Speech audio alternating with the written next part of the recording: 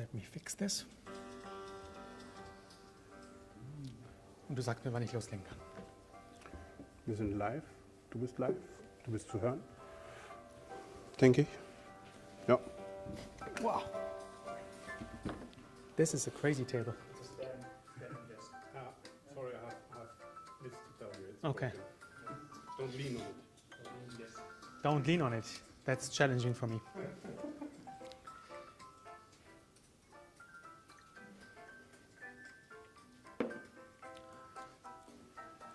All right. I'll skip the music. I'm Max. I'm a cloud solution architect. I work for Microsoft. And I do take care of all the fancy topics. And in the recent past, fancy topic means OpenAI. Azure OpenAI is one of the most accelerating services we have and what we have seen. Before it was like everyone wanted to do Kubernetes. And now everyone wants to talk about AI, brings in their data, leverage the cloud, get access to the stuff, and also use it in a secure and scalable way.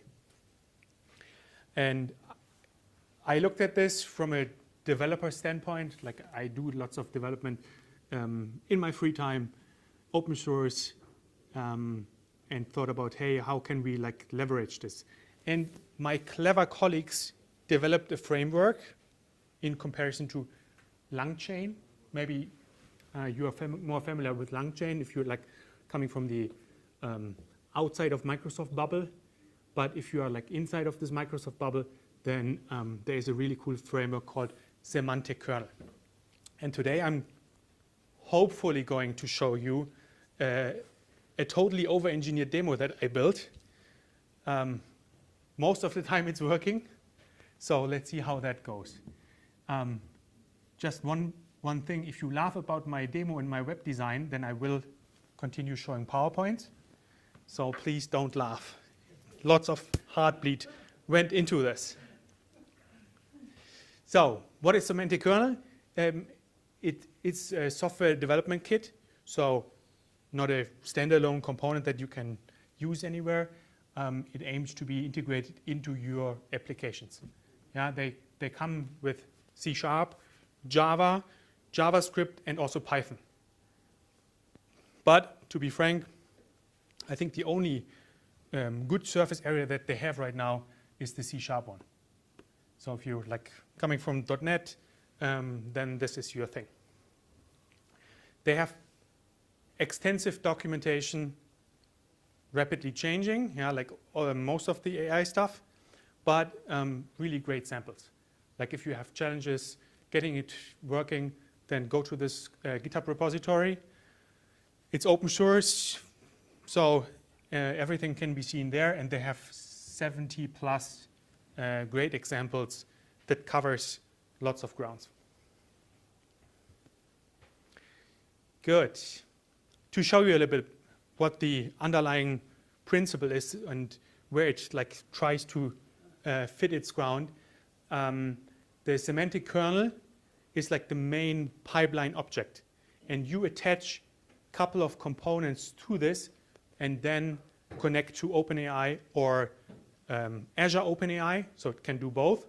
It can also run other like Hugging Face models that you run locally or somewhere else in the cloud and make that accessible. Yeah, and the components that you see here at the bottom are like pluggable. Yeah, you can think of this like a pipeline. You bring in your components, and then your prompt or the input of the user or to whatever you expose this to will define what is going to happen. And sometimes this is truly magic, especially when the stuff works. So we will look into this, and I have a couple of examples where it doesn't work, and potentially in my demo we can see that also. Hopefully not, but let's see. Good. Yeah, I showed this before. All of the AI stuff only works with prompting. There's a new discipline called prompt engineer because of a reason, like building a good prompt and telling the AI specifically what you want, will drive the output. And sometimes tiny notions of the prompt will affect the output. Like I tweak my prompts, play it back and forth, especially if you do it in a not your mother language, the prompting is really, really an art. Yeah, no wonder that there are like marketplaces out there where you can buy good prompts. And sometimes this needs tweaking, evolution, ongoing processes, the underlying models changes. So bringing in prompts and making them to your liking will be very, very important. All right. This is like the code that you need to bring in the semantic kernel into your application. So let's say you have C#, you bring in the so-called kernel builder, connected in my case to Azure OpenAI. Yeah, I get an Azure subscription and can use Azure OpenAI there. So that's better than using OpenAI public with my credit card. You give it a name, you give it an endpoint, you give it the key, you build it so the pipeline gets persisted, and then it becomes as easy as create function from prompt. Yeah, you give it a text and it compiles it to a prompt. They have like their own templating language. So this curly curly $input is then later on being substituted with the parameters that I pass in here. So imagine this is the prompt of, or the input of the user, and this is then being sent to OpenAI, converted back, and you get your stuff. Yeah, in my case, I get a string and return this to my beautiful web UI. Don't laugh now. You don't see it, good. Let me duplicate.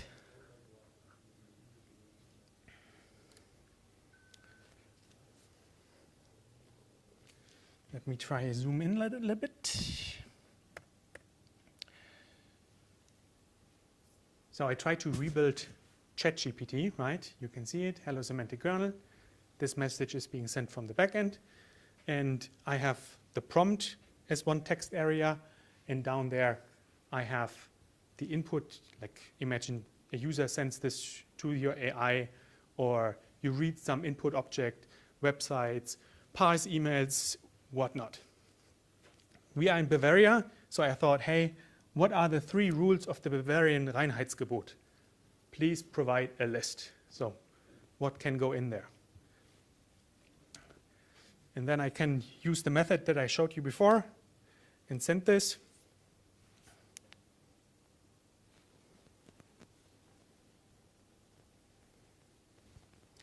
And then it talks to OpenAI on Azure, gets the result back, and prints this on the website.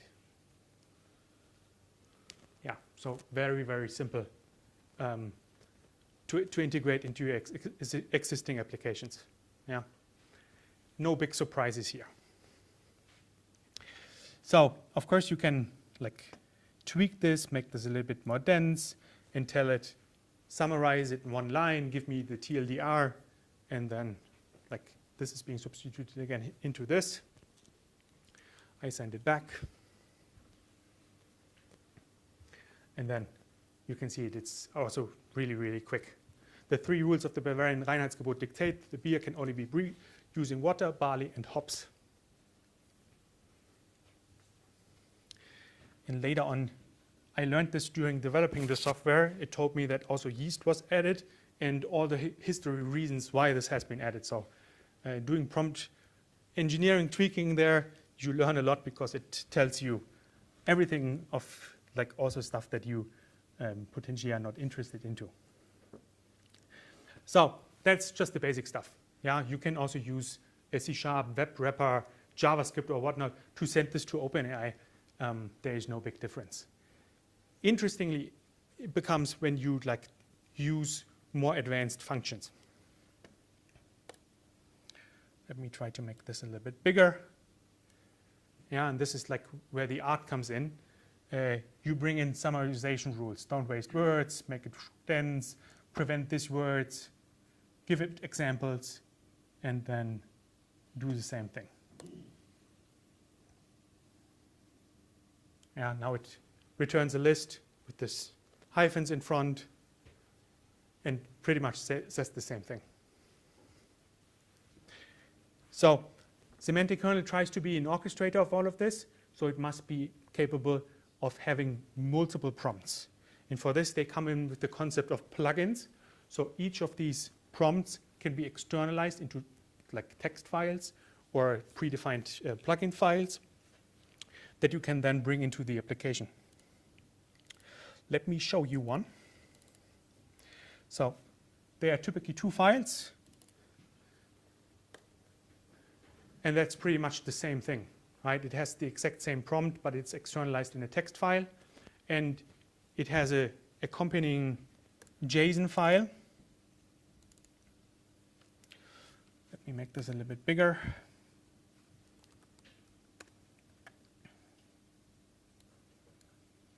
Where you like describe what is the prompt doing and what does it expect. Yeah, just to be like have this in mind. Semantic kernel becomes an orchestrator of all of this, and later on you will have multiple of these prompts, and somehow semantic kernel must like detect when to use which prompt, or when to use which connector, when to use the database, the memory, and whatnot. And this underlying meta file will help you, or will help semantic kernel detect this, and then it becomes truly magical.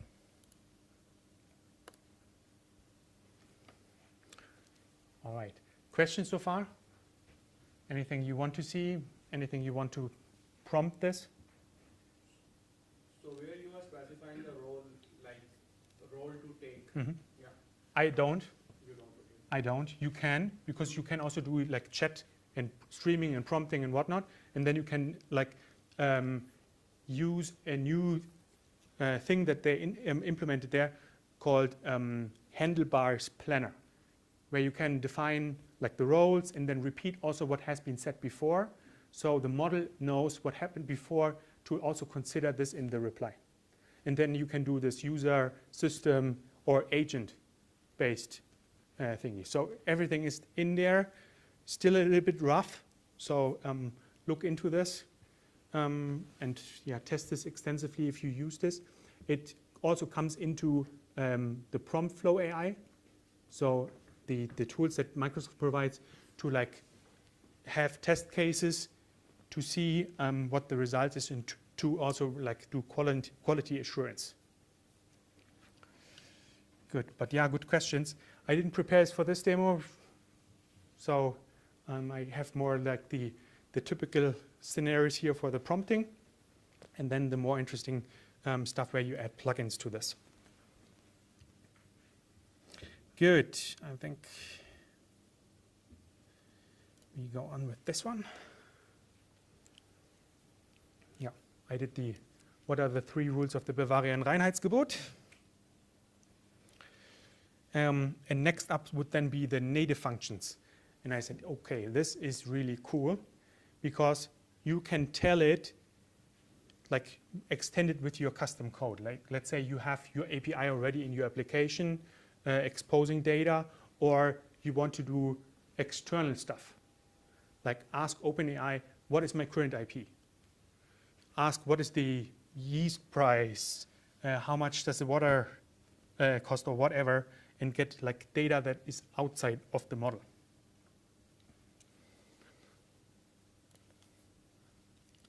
Let me start with this.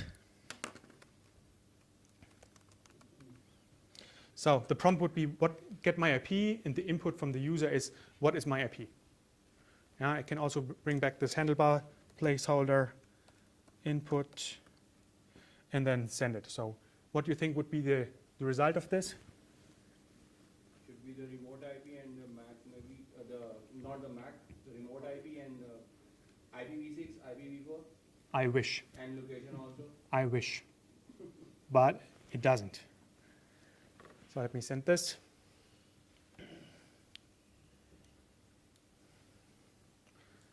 You will get the most dreaded OpenAI result that you can imagine.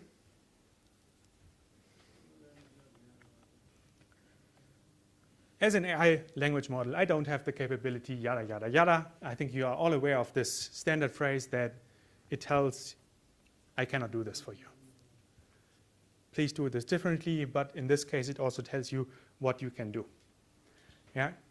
Imagine this, get my IP would be get my license key in regards to, like, I sell a software and the user identifies in a chat and I want to teach it, hey, this means go to this API, bring in this parameter, like the email address of the signed user, and get the results back.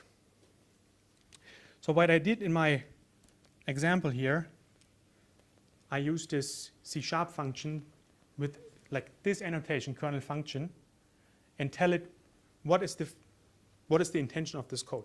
Get your current IP address. I don't need parameters for this.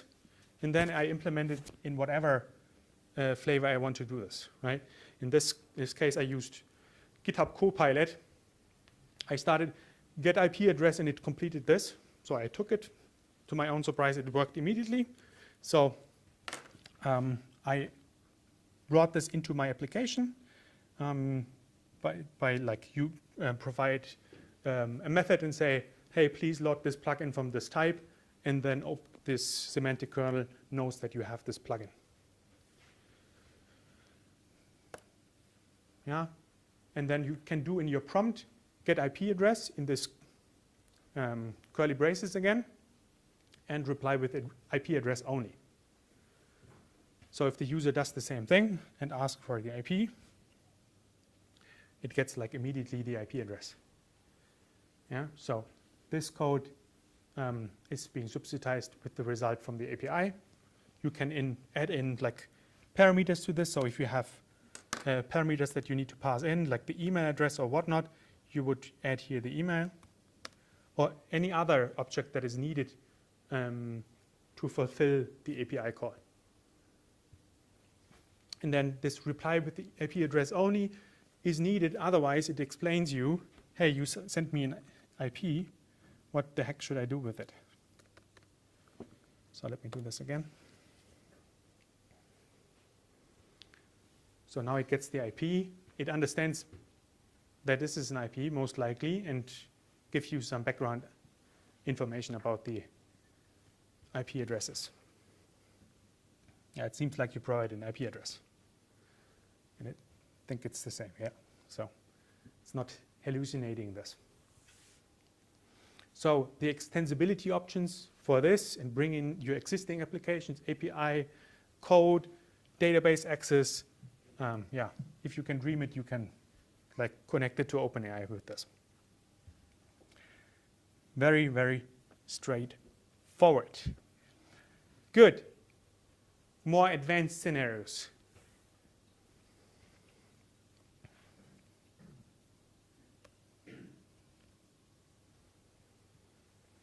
And this is really cool. I stole this slide. That's why it looks so beautiful. So we've used the kernel. And then we introduce a new concept called planners. It's also available in LangChain. So if you have seen this before, it becomes really amazing in like orchestrating and coming up with own ideas.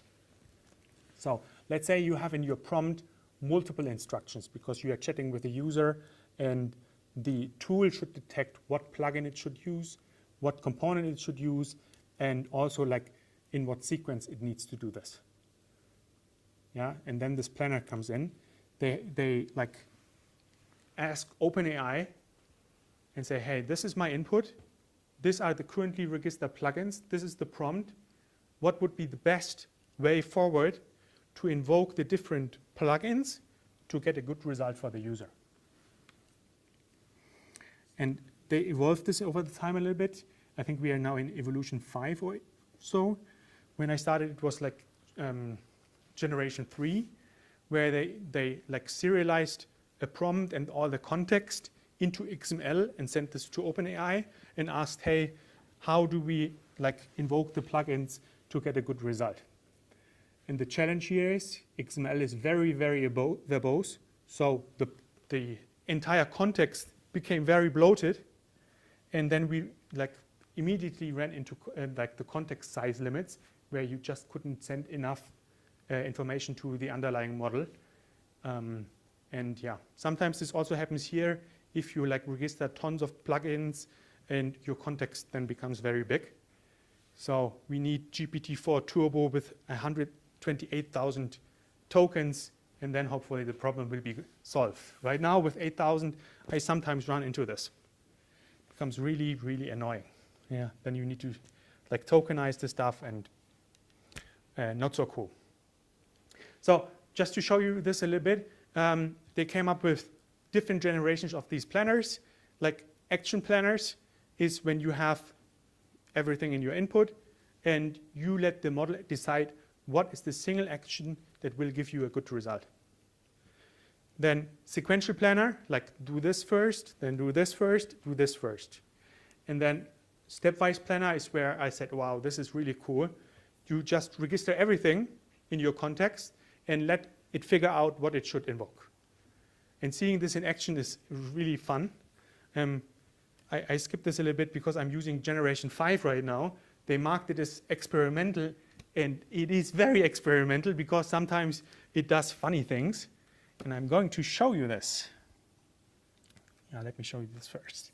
So I'm using this planner feature and say, hey, I have this plugin feature here, I have this plugin feature there.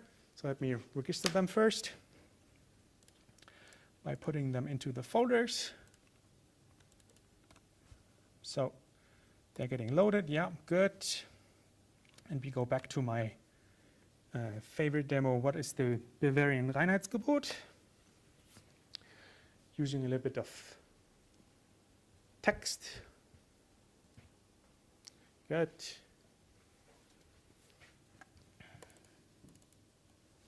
So I copied this down there in the input. And then I say, hey, use my plugins, please. And use the planner prompt. So in this case, I say, hey, please summarize first, then generate an email, then apply the rules of CoPilot. I'm going to show you them, and return the final email. So I made this word up, CoPilot. I Googled it. Doesn't mean anything, hopefully. And the rules of CoPilot are in this file.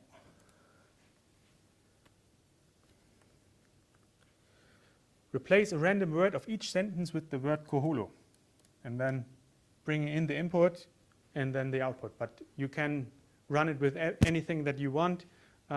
It's just for demonstration purposes that it will figure out the sequence and do like the actions that I define loosely in text. Add a space here.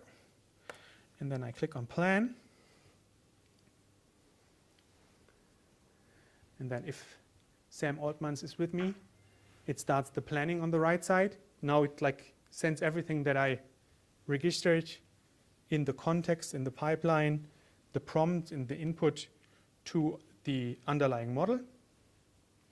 And now you can see that it like starts using plugins here, like the English Improver, where it does summarization, does it several times, iterating this, does variations of this.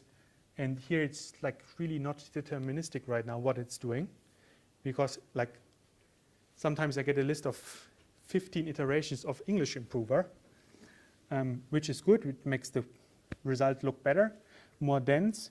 But you also have seen this CoPilot function where it randomly replaces one word. So it shouldn't do this, right? Sometimes it's also like talking to the get my IP endpoint to whatever reasons. Yeah, I've never seen then the IP in the output, but it like figures out what it needs to do right now, all by itself. And we have the email.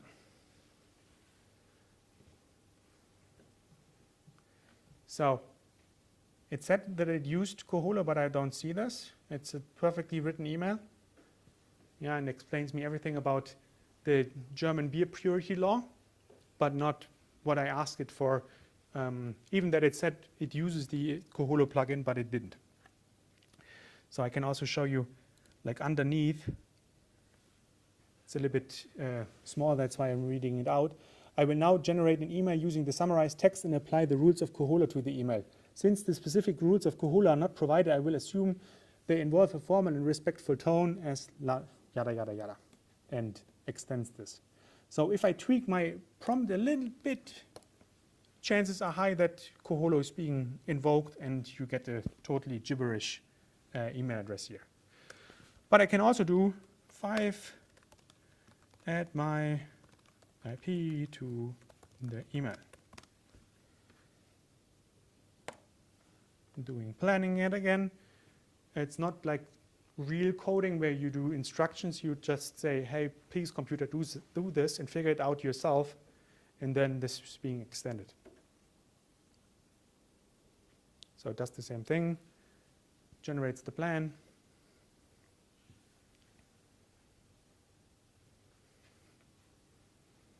Invokes the English improver. Sometimes the order is different. So really depends on the prompt, but yeah, also easy to change here and give it clear instruction on what should come out here.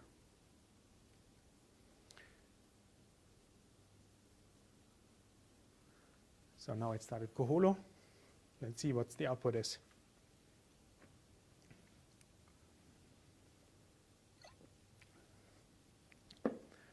So I tried making it work with the public OpenAI.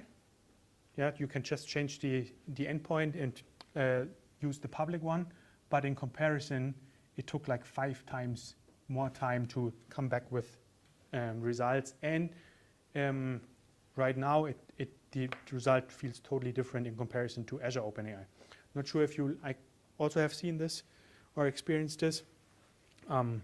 So I'm like right now, I really enjoy using the Azure OpenAI service here. So now you can see it invoked the plugin get IP address. So we should get a result.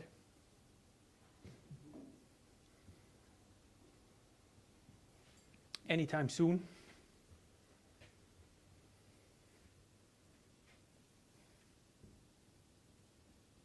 Here we go.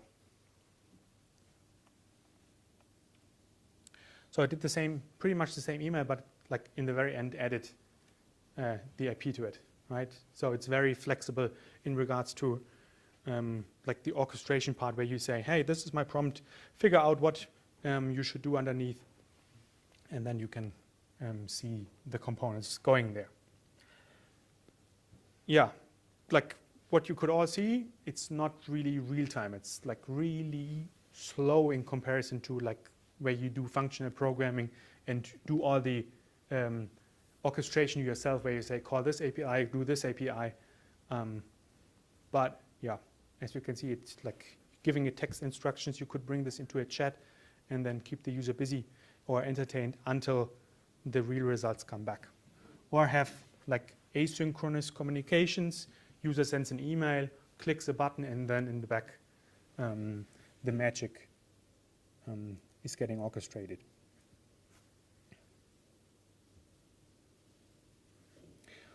All right. Questions to this? Yeah?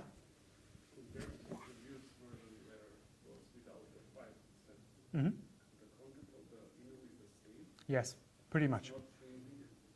It's generated, and you can make it like look similar by influencing the temperature and this other parameter where you like define the creativity of this, and then it becomes really random. Yeah, but you can make it very steady or very creative. Yeah, but both is possible. And it has the OpenAI parameters that you are used to. Pretty much everything that the API of OpenAI surfaces can be like utilized from Semantic kernel. Yeah. Goody. They have tons of samples on their website, like the typical, I built my own ChatGPT and have this discussion with an assistant and do back and forth. It learns from the context and then can also reflect on the context. The planner sample, they also have good planner samples where you then can see what it would generate, and also like visualizes it, that it executed this and that. Really cool. And also last, like authentication. It talks to the Microsoft Graph endpoint, gets the user context, and then like can talk to the graph as on behalf of you, like get your latest Excel files, get your PowerPoint files, get your emails, and like does the Microsoft thing there. And then also embeddings. I think you are aware with the concept, right? You have tons of text. You need to bring it down, so you embed the text and vectorize it to like make it smaller, so the model can then query it to like fix the token issue. And then, like every enterprise customer that I talked to wanted to have this. Like I have a ton of data. I want to train my model. That's what they always say. I want to train my model with my own data so I can like fetch it.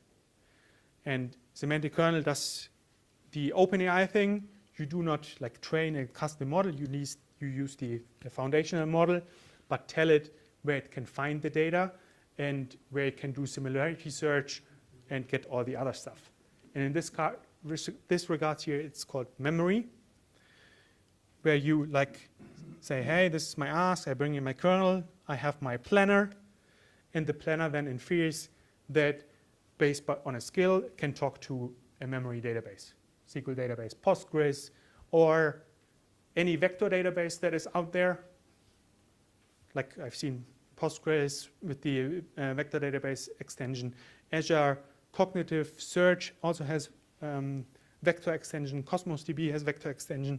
Or what I used for my example, because it's insanely fast, small, and runs in a Docker container, does not cost anything, called qgrand.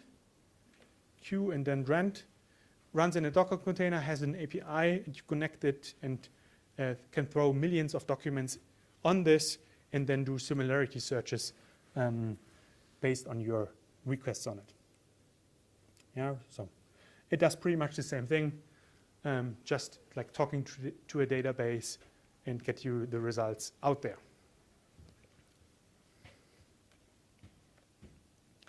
All right. So I thought, hey, what database can I use where like I feel familiar with? So I used my own block, like index my own block, put this into this memory database, which is a couple lines of code where you say, hey, pull the data, vectorize it, store it in this vector database, and then have it in the container running. Yeah, they also come with a like really simplistic web interface. Yeah, you can see it runs on localhost on a port, and then you have these entries in here. You bring in your text, it automatically adds the vectors to it, and then you can do the similarity searches that OpenAI also like understands because they use the same embeddings internally. They also use qgrand for their assistants that they now have in GPT. So it's a very proven, scalable technology. Good. So let me do my demo. What did Max learn at Microsoft? Provide a list of 3 relevant learnings of 2021. So let me remove my plugin for the memory, just to show that it doesn't understand anything. So it tries now to figure out who's Max at Microsoft. Sometimes comes really a funny answer, like this imaginative Max at Microsoft, what he could do, and gives a good story. Let's see.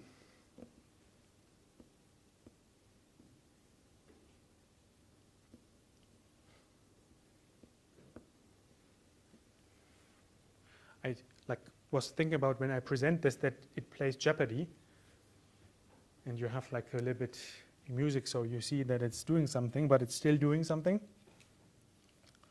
But then we get cancelled by YouTube. Potentially license right. But I could use a music LLM to generate something similar to this.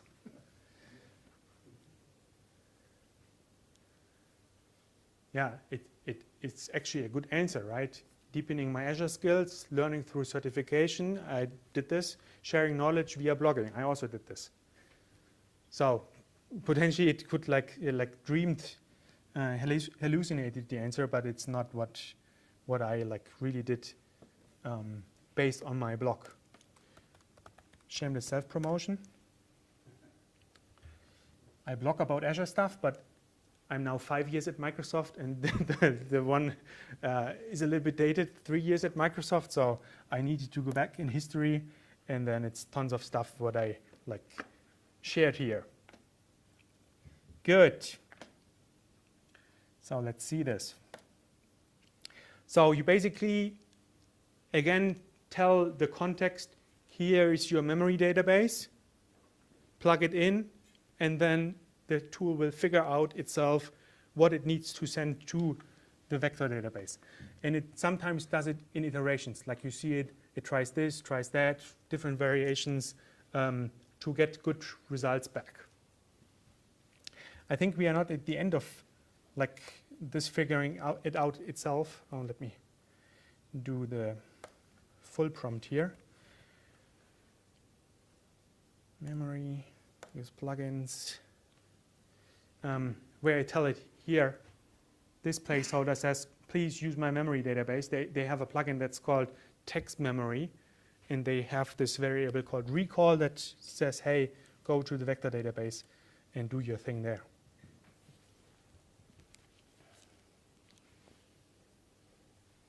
So it does the same thing. It tries now to look for a blog post that talks about learnings at Microsoft in the year of 2021.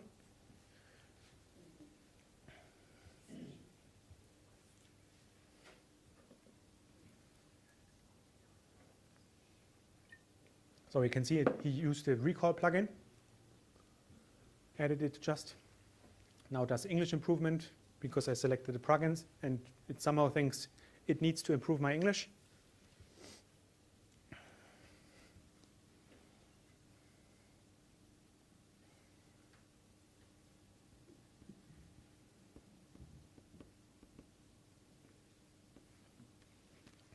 You have to be patient if you do AI.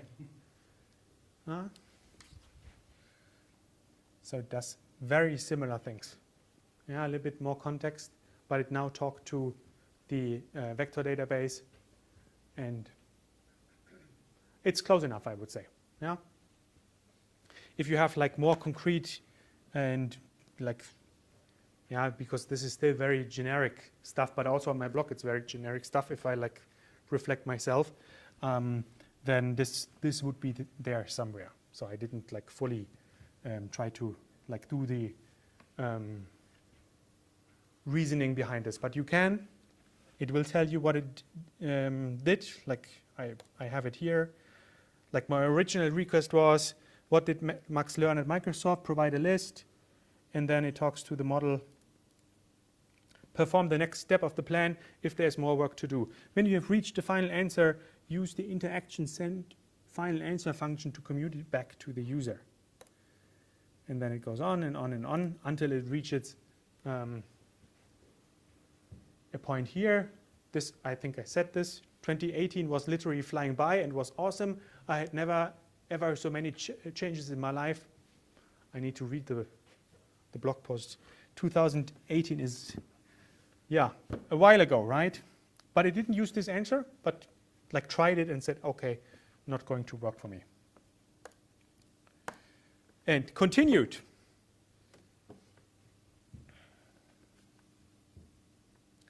So nothing too fancy happened. Like when I like prepared the demo, I saw so many stuff, like especially this CoPilot plugin, what is totally dreamed up, gave me lots of unexpected behaviors. Like I saw an endless loop.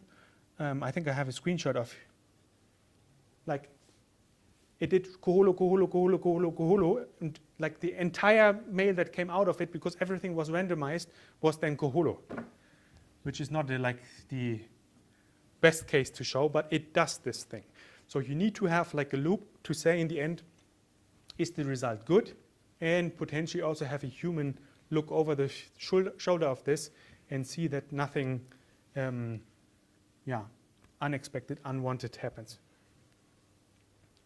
Yeah, sometimes it comes up with really creative answers. I asked it for different stuff and gives me not the expected results. Or like when you hammer this, bring this into like in front of many, many users, expose it to the internet, have it in a chat, then it eats up your tokens. Like literally because of this planning and all these interactions and talking back and forth, it consumes lots and lots of tokens. It becomes expensive, and sometimes you run also into throttling. Like you bring your fancy chat into like 100 or more people at the same time, and they run it and run into timeouts or throttling. So think about this provision capacity where you know what you get, and also test this upfront.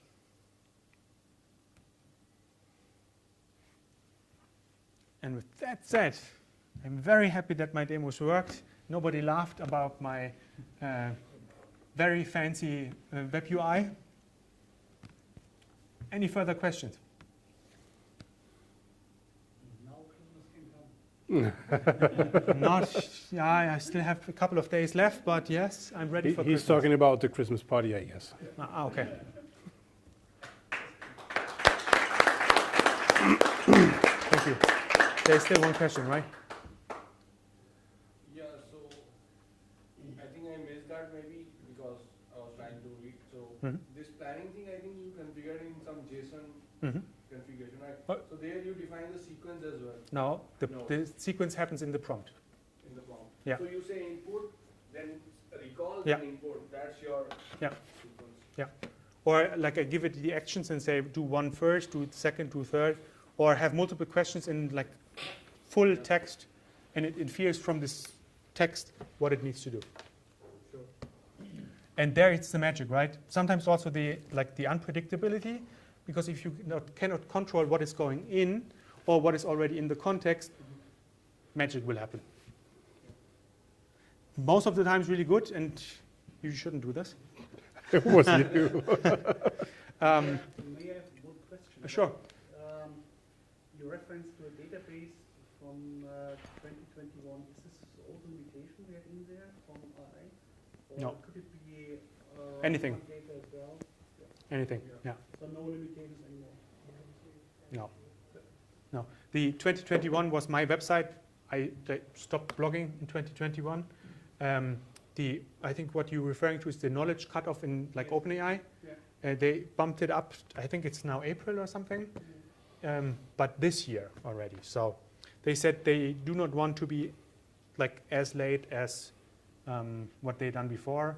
So it will have recent events. So it understands what the Ukraine war is, what happened in Israel and all this. Actual data. Yes. You cannot go back to the ancient century. Makes no Yeah. sense. Yeah. They work on this.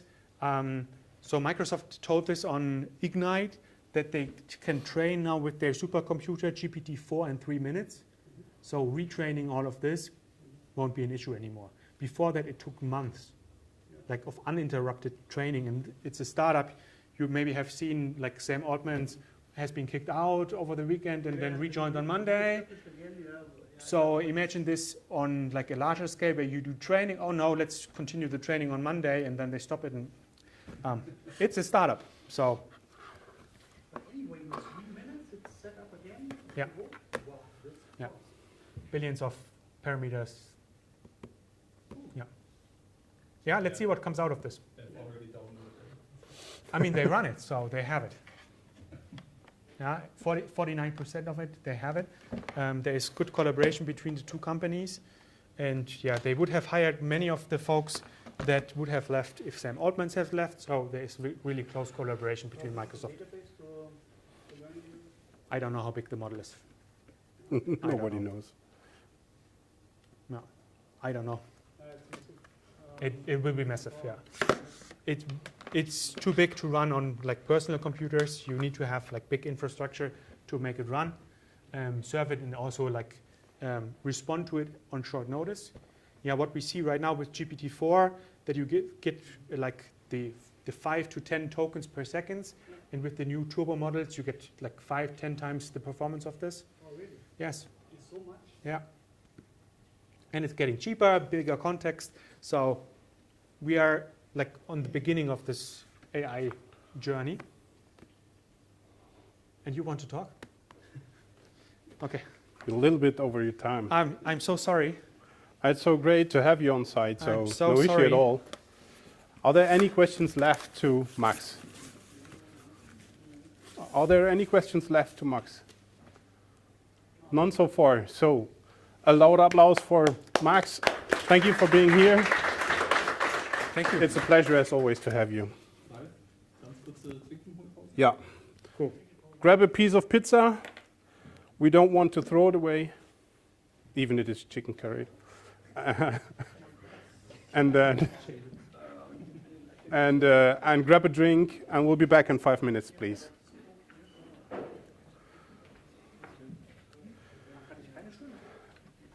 Minuten. 30 Minuten. 30? Yes. Hat er nicht gesagt. Doch, Nein. doch, ich habe sogar eine E-Mail geschrieben. Alles gut. Alles gut. Wir kennen dich. Er ist ein LLM, der kann nur Ja. Informationen, die ein Dreivierteljahr alt sind. Scheiße. Ich mach mal mein Mikro aus.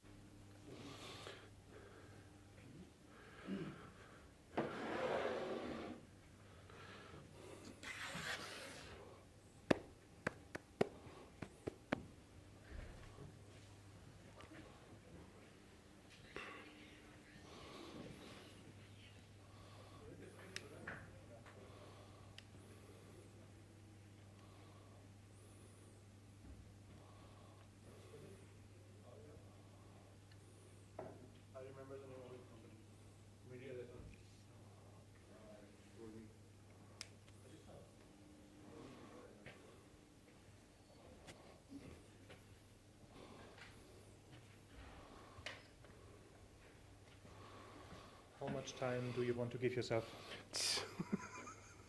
Ich versuche so schnell wie möglich. Ich weiß es nicht. Also der ist eigentlich auf 30 Minuten jetzt runtergekürzt, aber es wird trotzdem spannend.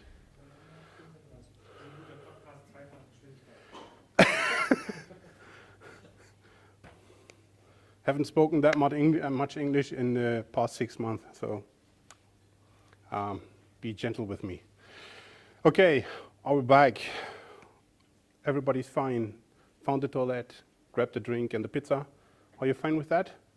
Then let's go on. So I want you to interact a little bit with OpenAI. Who has enjoyed OpenAI with that free version already? A few of you. Yep. Who knows anything about LLMs? A couple of you, that's cool. Who have ever heard before Max said tokens and the combination with AI about tokens? Okay, so the half of you can't learn anything, and the other half is keen to play. That's cool. Let's start over. Let's see what's in this workshop. So this workshop is not designed by myself. It's designed by the OpenAI community. It's available for you afterwards. You can browse this workshop by yourself, and if you have an Azure account, you also can deploy your own OpenAI model in Azure and explore all that stuff by yourself. So I'm going to huddle a little bit around. First of all, who signed up for the demo stuff? Did any of you sign up? 1, 2, 3, 4, 5? A few. Okay, that's cool. Let me know during the session whether you followed or not. I will share the link to this documentation where all the exercises are in so that you can finish that for sure. We will try out in this workshop GPT 3.5 or 3.5 Turbo, and we do not have the GPT-4 model available yet. And if you want to learn more about this, it is really easy. As I've said, this workshop is free and open source, and I will share the link to it later on. And we're using some models. What is a model in the terms of AI? Does anybody know that or can explain it shortly? So there are people here who know what's a token. There are people here who know what's an LLM, but what's a model is no-brainer. Also, that was explained by, it's a foundation. Is that more thing you know? So a pre-trained, let's say, machine learning with data on behind, with a concluded set of data, which is the model we're going to use with a special configuration of temperature and all that stuff to answer our questions.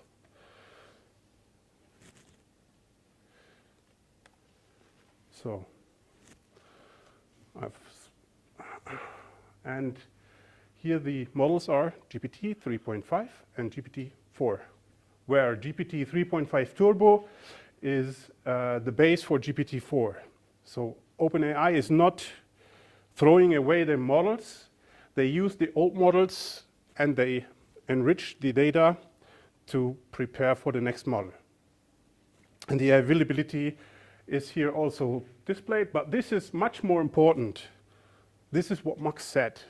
There are tokens and limits of tokens. And these are very, very important to us.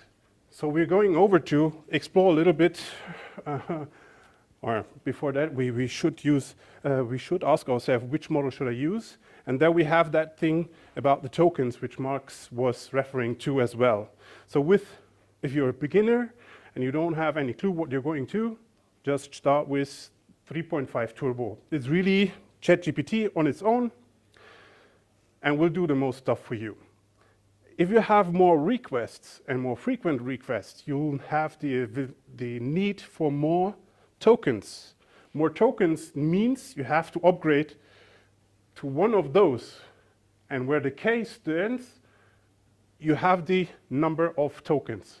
So 16K can be 16,000, and 32 can be 32,000. And if you have more specific jobs for the AI and you want to do searches like Max displayed, you then have to think about embeddings for your model, because you have to feed your model with special data for the purpose of your search. And if you want to go for images, you have to use DALL-E. And if you use Whisper, you can, Whisper is a tool where you can speech texturize. So with my podcast, I'm using that to have a printed version of the podcast. That's really cool. You just upload the MP3 and it will automatically grab out all the words of that speech.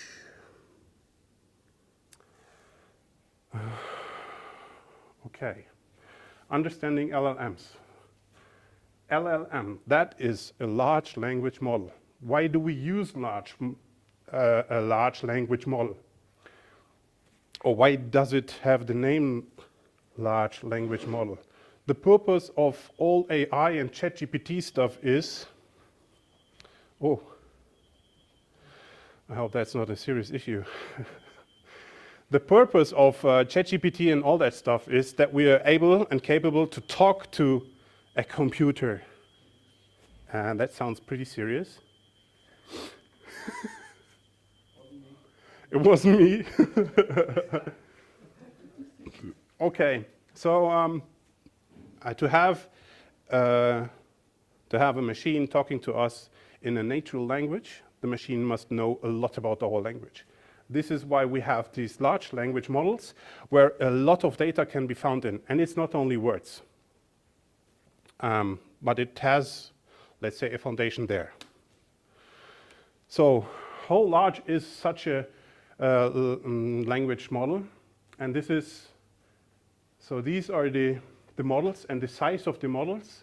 And you can see the evaluation from 2018 until 2023. And we're going from 345 megahertz to 1.4 terabytes. Is it? Yes. And that's estimated. And just that model. That's crazy. That means a lot of information is going into these models and is ready for us to be used. And this is like how that neural network is working and on how the model is interacting with itself. I'm not going to deep dive into that due to the time, but do you have questions to that part? Please. One question, so what does it measure? So let's say 1.5 terabyte. The amount of the size of the model of it with sorry? Is it the number of nodes? Not of nodes, it is like the size of the model, which is the result of the training data. Yes, like so. Number of parameters. Yeah, So parameters. Yeah. So number of parameters. Number of parameters. Yeah. Not from bytes or Input parameters? No. No. combined. The weights, basically. The weights. Oh, okay, the weights. Yeah. This is calculated weights. Excellent. There are people who. Already, can you give a definition of the deep learning model? Pardon? The deep learning process. Is that the definition of a deep learning process? Did I get the question? I can't answer that question. I wouldn't say, is it deep learning, Max? It's a neural network, right? So I would say yes. Yeah, but But I'm also not a. I have bad hair today, so but I'm still not a theoretical scientist that can answer this. yeah, me neither.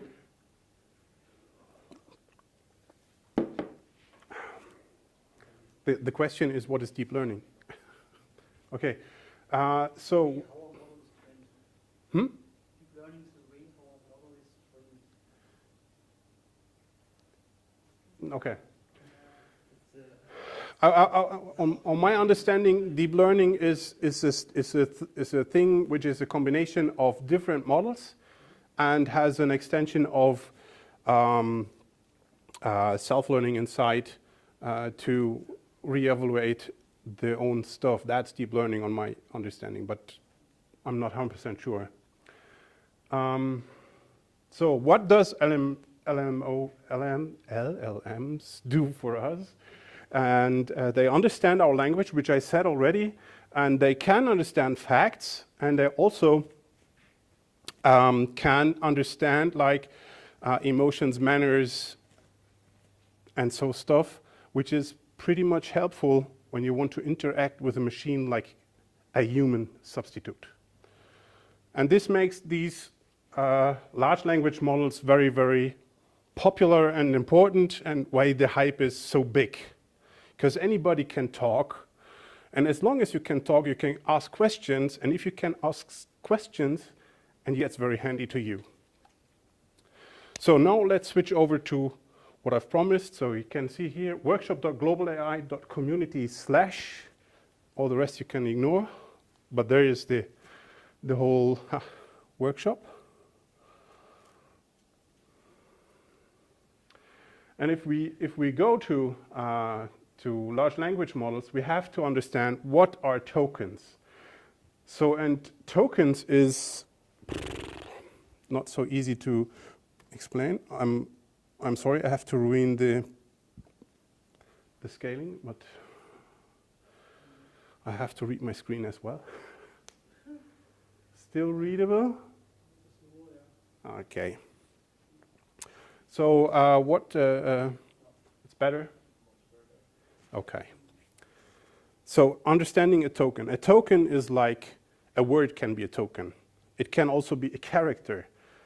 For common words, a token usually is a single. So for a common word, there is just one token. If you have a very uncommon word, it can be a couple of tokens. So what means a token? And instead of trying to explain it by this page here, and I mean, that looks pretty nice. Nothing in, but there are tokens. Let's see on how OpenAI would explain that on a better way to us. And they have a page which name is Tokenizer. And here we are. So the tokenizer displays us how many tokens are in that sentence. And as you can see here, we have 7 tokens and a result of 31 characters. If we count the words, 1, 2, 3, 5, 4, 6, 7, it makes sense that these tokens are represented by one word of that sentence.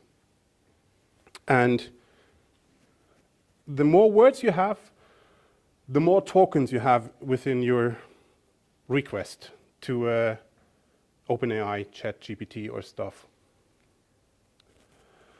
Is that clear? That's very roughly about tokens. I don't want to go deeper into it due to the time.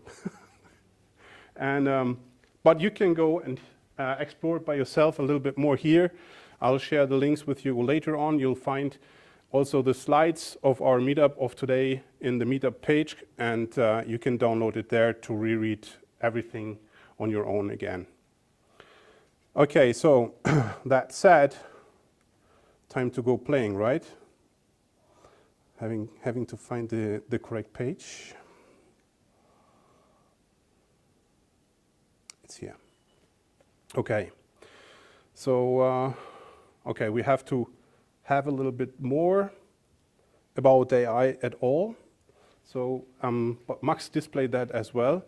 Generative AI is a little bit more than just talking to a machine.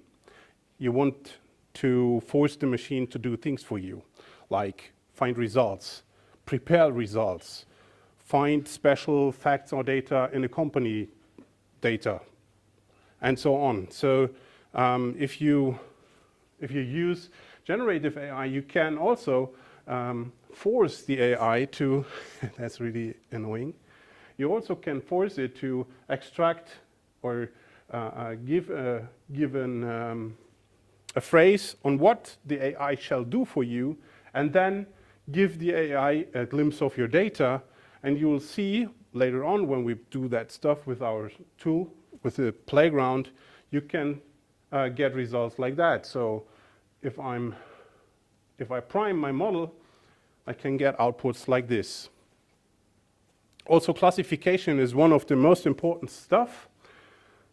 So imagine you're receiving a letter from a lawyer. Do you understand all the stuff in that letter? Are you a lawyer? No, you don't know anything about that. You can force AI to classify the most important information in that letter for you. And also, what you can do is, you can have a summarization of it. And then let AI weight the importance for you. So what does the lawyer want from you? What steps could be the next you have to do? What is the lawyer asking you? How many do you have to pay? And when? Okay, so these are all the stuff you can do with a AI based upon LLMs, which is using tokens to understand you and to understand what you want to do. Let's go over and play a little bit with our stuff, and therefore we go to the page. I can screen.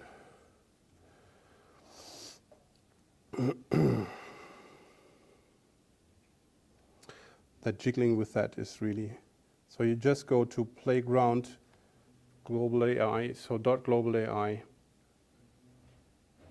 .community, and you can't see anything, right? Okay, going back.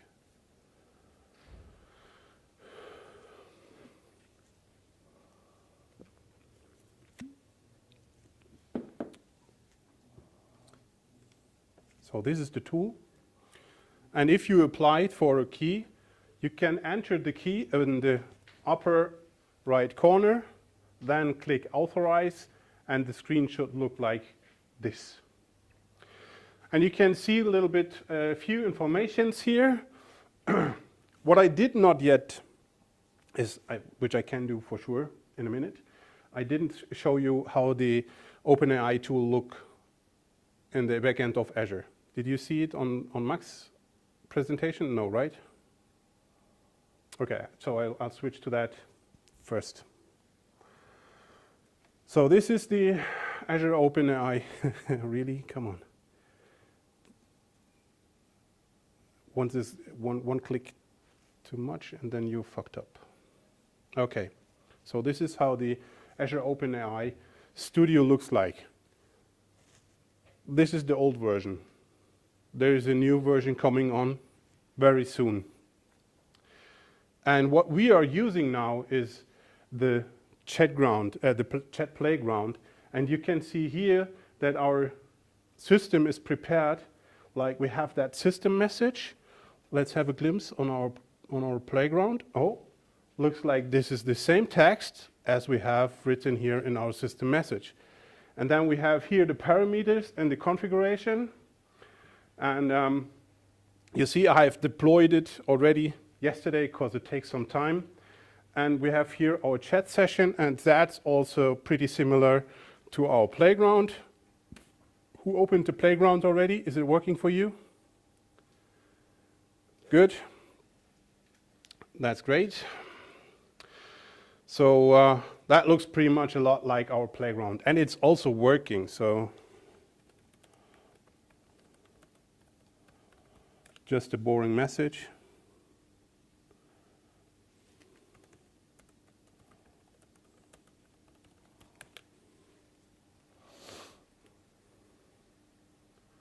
There we go. It replies. It did what I asked for. Nothing special here, but it really works. So that's what our chatbot looks like. And now we're coming by to prompting. So who used any version of a CoPilot yet? 1, 2, 3, 4, 5. Any of you? And the fantastic thing with a CoPilot is you don't ask him what's the sky and the weather outside. You ask him for specific things. Who's using CoPilot for coding? That's a few. Do you enjoy it? Okay, the special thing you're doing when you want CoPilot to do something for you is that you are prompting into it. And we have now that basic prompting, and we're talking about something like prompt engineering. Some crazy people call it the future job, prompt engineer. I say that's just a temporary thing until the AI is capable or people are understanding enough on how that's being used. But basic prompting is all that stuff is like the base prompt like I did to ChatGPT a minute ago is say hello and it said hello. And that's really basic, and you can have all that stuff. You can let ChatGPT calculate stuff for you. So if you ask, what is 4 plus 4? Guess. Will it give you an answer? Depends. Depends on what? Depending on We're talking about GPT 3.5 Turbo. Will we have the correct answer or not? Let's try. Let's give it a try. That's pretty interesting to me. yeah, anything.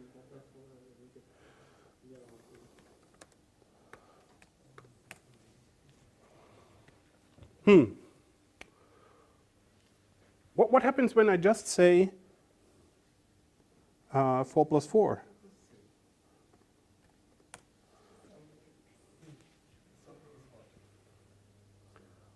No.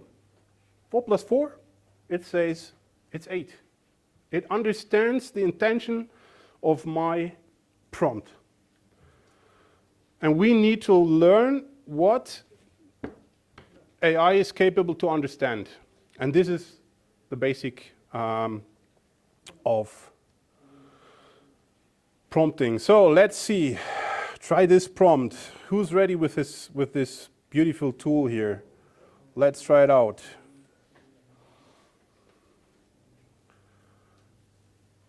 So we asked, write a limerick about the Python programming language, and ChatGPT answered there once was a language named Python whose syntax was smooth as siren. It's clean and it's next. Oh God, I can't read that. I'm not the same.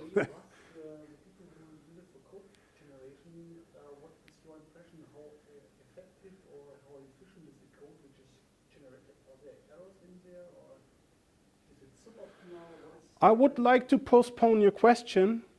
Richard is really keen to answer that. Okay.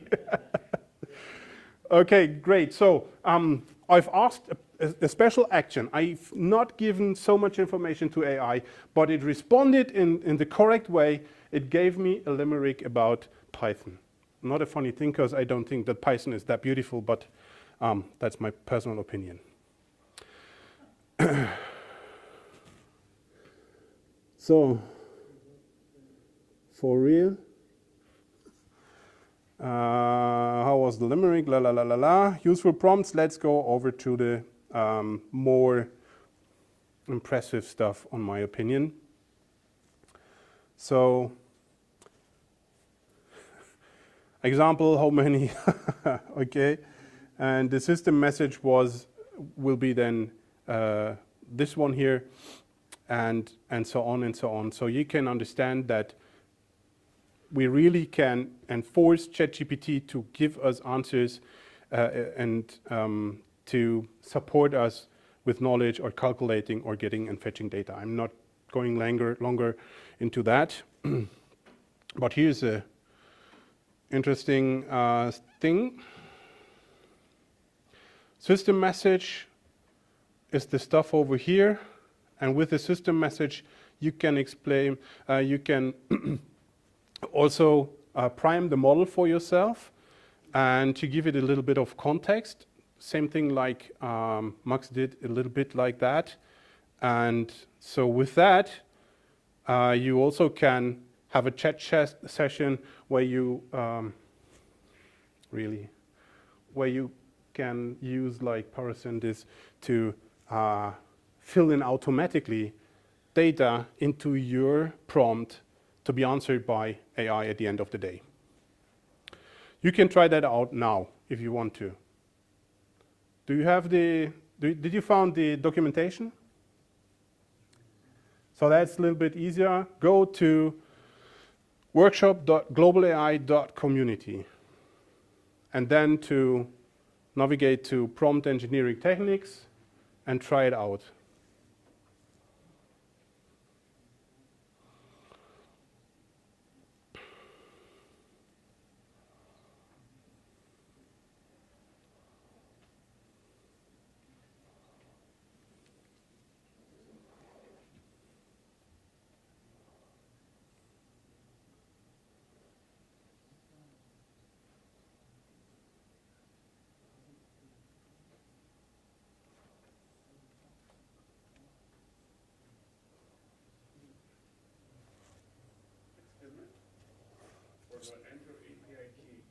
Yeah. So you have to sign up first with the event key we shared at the beginning. I show you.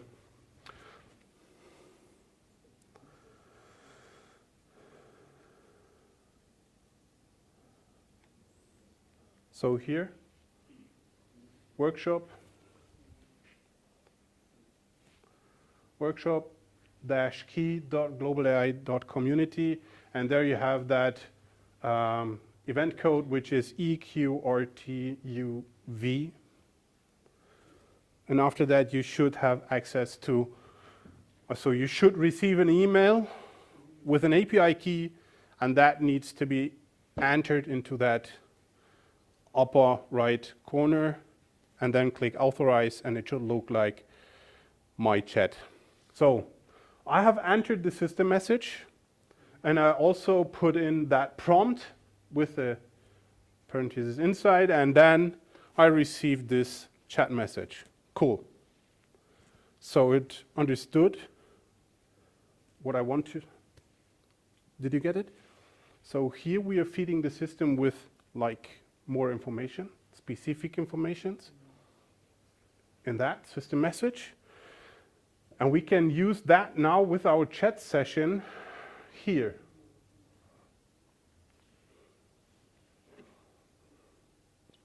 May I have some questions? Maybe? Yes. Try it then. I'm trying to answer. So. Well, it's a double try. Some years ago we noticed that it almost depends to get the right answers to ask the right questions. Yeah. So a few years ago, you used NLP models and not LLMs.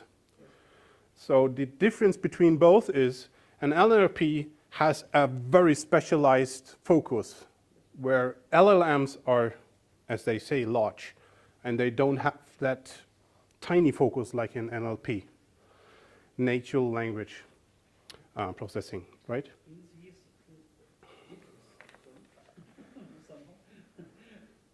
somehow, now able to correct and answer a question, to get the right question, to have If you could remove the hand before your mouth, I maybe could hear you more. that was interesting when I tested all these models, yeah? Yes. So I noticed that potentially it gives me some wrong answers, yeah? Because the database behind is wrong. Wrong. So the data inside was wrong, or was it until a fixed date of? It was unsure. It was some test questions, yeah? Mm? Which were formulated unsure to give some trait of decision intelligence of the people who answer the questions. So it means there are potentially not one correct answer. There is potentially a sum of correct answers.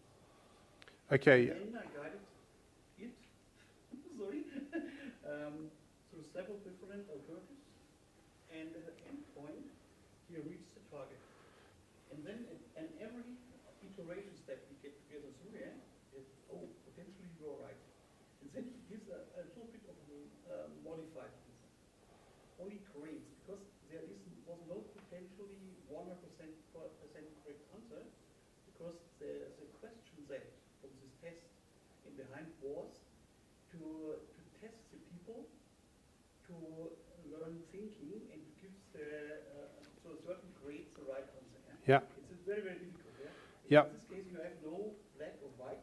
You have 32 grades of shades of gray or something like this. Yes. And the better you get to a potentially obvious gray shade, the better is your experience scheduled to perform the test. Yeah. You can have same like experience if you're using CoPilot by coding. I know that Thomas has interesting experiences with asking the same question several times. Yes. Due to the fact that an AI is thinking then, oh, he asked me the same question again, so my answer must be wrong. Yeah, this is really an interesting behavior. Wrong, it's maybe less correct. Or less correct, potentially wrong, less correct. Something like this, because For ChatGPT, it's a fail. I guess it's easy like that. So it really, if you answers the question twice, ChatGPT thinks not only it could be a part of my answer, it could be somehow, and then it reflects itself and comes out with interesting results. for example, if you ask a question, this was a little bit of short question, you said, okay, another question, please give me the definition of an idiot, Mm-hmm. You will answer, an idiot is named like this, this, this. If you forget to ask, give me the definition of, you say idiot, he says, hey, you're blaming me. I will not answer to this, Interesting answer, Yeah. Yeah, there are, so yeah. It's an interesting thing. I will skip that, please. Okay. Okay, so, but it brings me to another important point. You can set the tone or temperature of your voice. So you have it in your hands on how your chatbot you're developing will answer to your customer. So you can try that if you set the tone of your demo or the playground by using this or this as a value for your system input. So in your playground, you just enter that stuff here and then try out what a sarcastic chatbot could talk to you like. So it's Kind of a role, right? pardon? Kind of a role. Yeah, no, kind of. Yeah, you would it, kind of a role, like playing a role. Yeah. Okay, so let's cut the scene here. There's a lot more to learn about all these OpenAI tools. I don't want to let it be too late for everything, and I just have a few minutes. So you now know a little bit about tokens, which is more as you knew before, I hope. You now know what a large language model is, or a little bit more about that.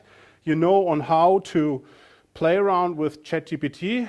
I've promised you, so I have shown you in Azure on where you can find it. You just deploy an OpenAI resource group to your subscription, and then you have access to Azure OpenAI. And then watch out, it costs money if you don't have a featured subscription. Okay, and I also, so I guess I have put it on my slide, what we've learned. Let's see. So we have here these stuff. We know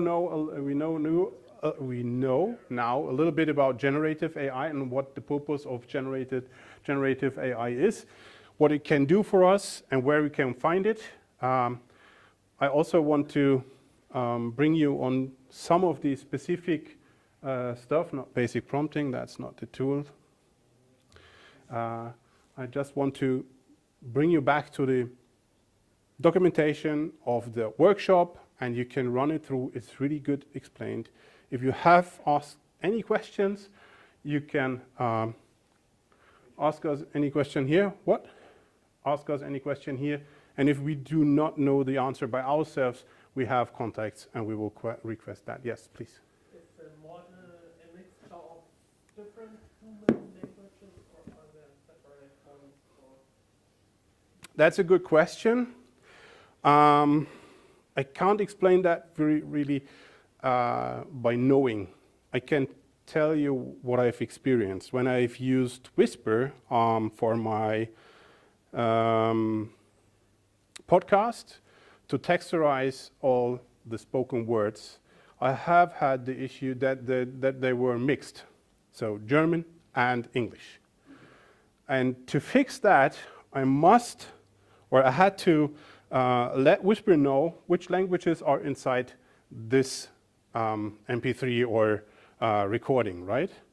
So my expectation to that is that it depends on the model you're using, whether there are more or a single language inside.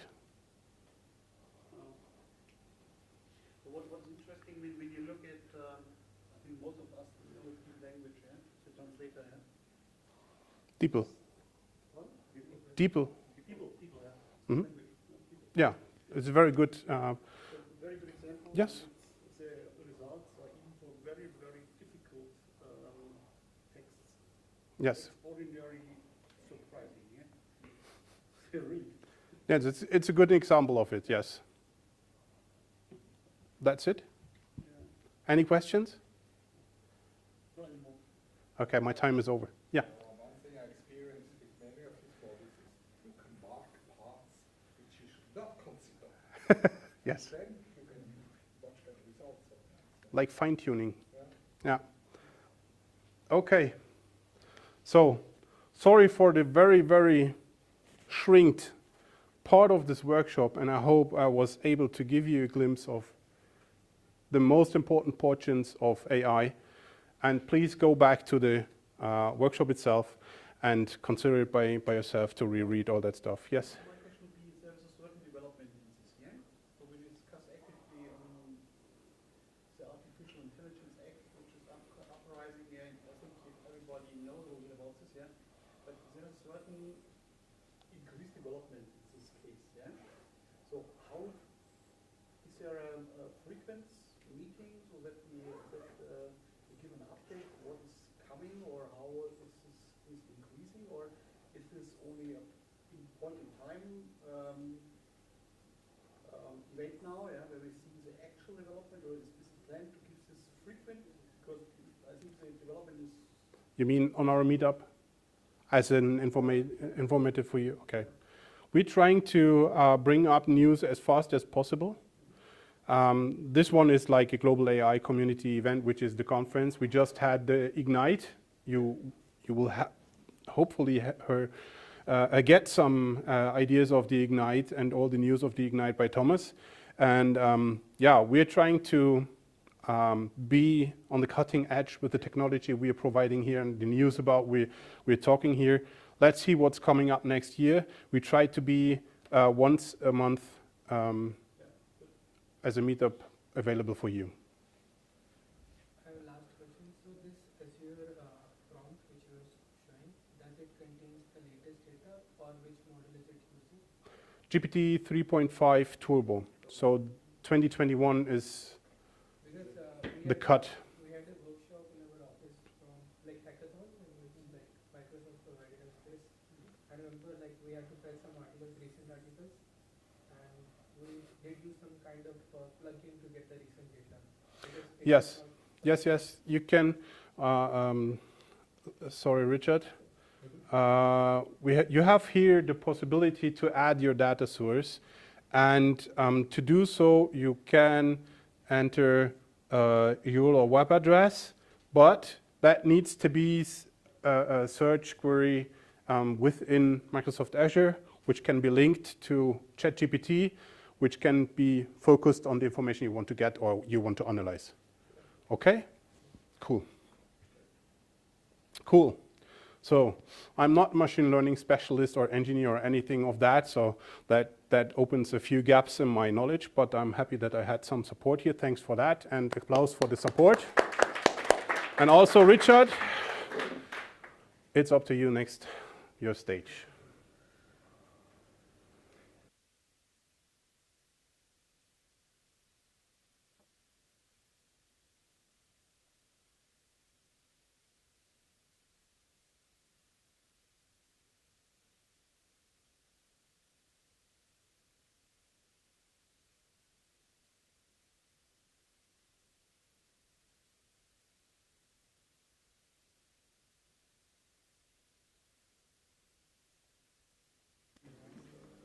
Live? Man kann nicht hören. Auf. You made some notes.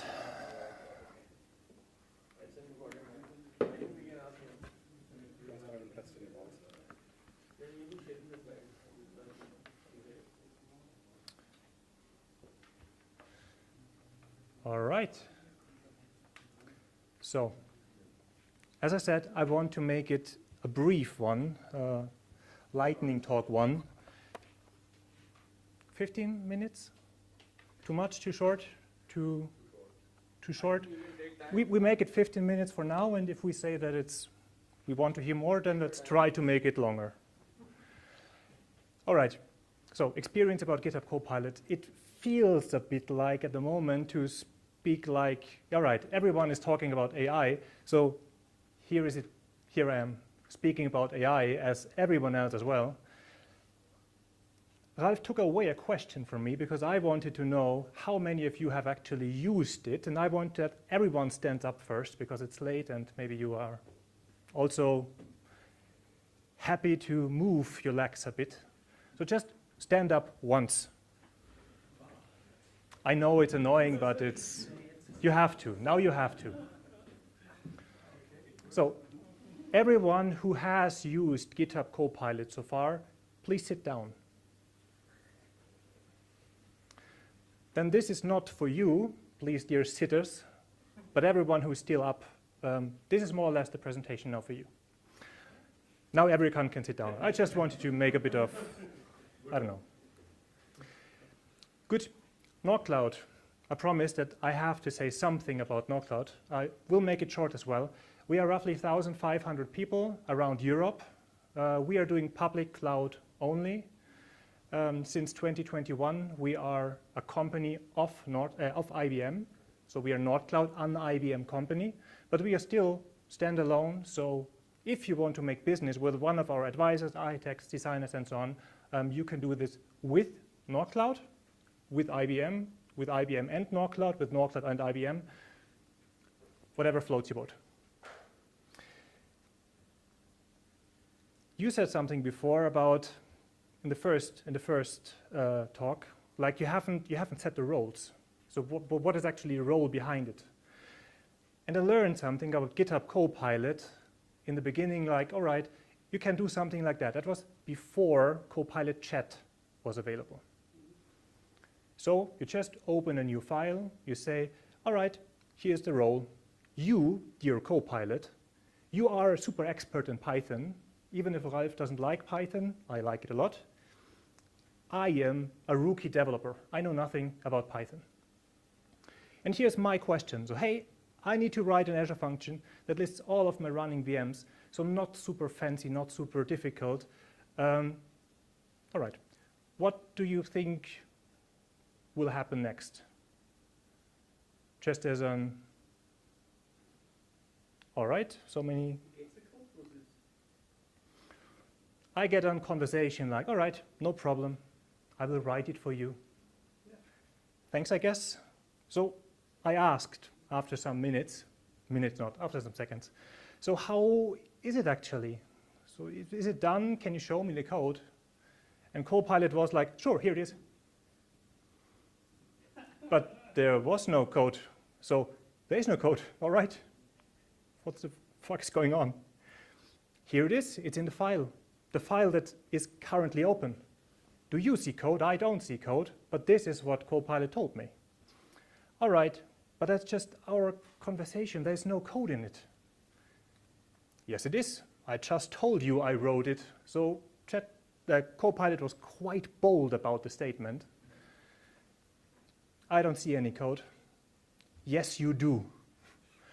All right, now we are getting almost a bit unpolite.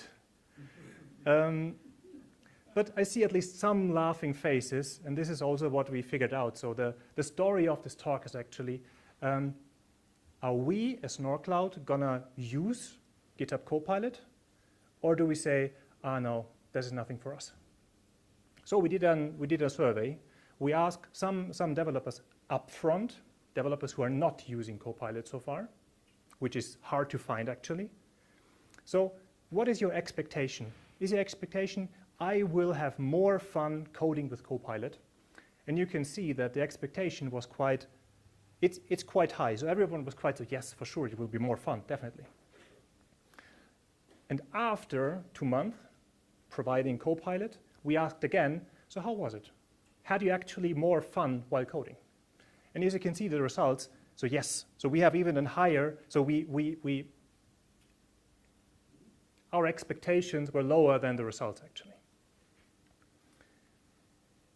So this is a bit more useful now to use it. So this is now my only input. I leave away the roles and so on because I expect, I'm not chatting with Copilot because I expect that it's a rookie developer, so I expect more. So input, this file contains an error function, blah, blah, blah. I press enter, I wait, first line, enter, enter, next line. So this is a lot of pressing the tab button, pressing the enter button to acknowledge that I really want to have this line. And after roughly 10 seconds, this is done. So it's speeding up, definitely.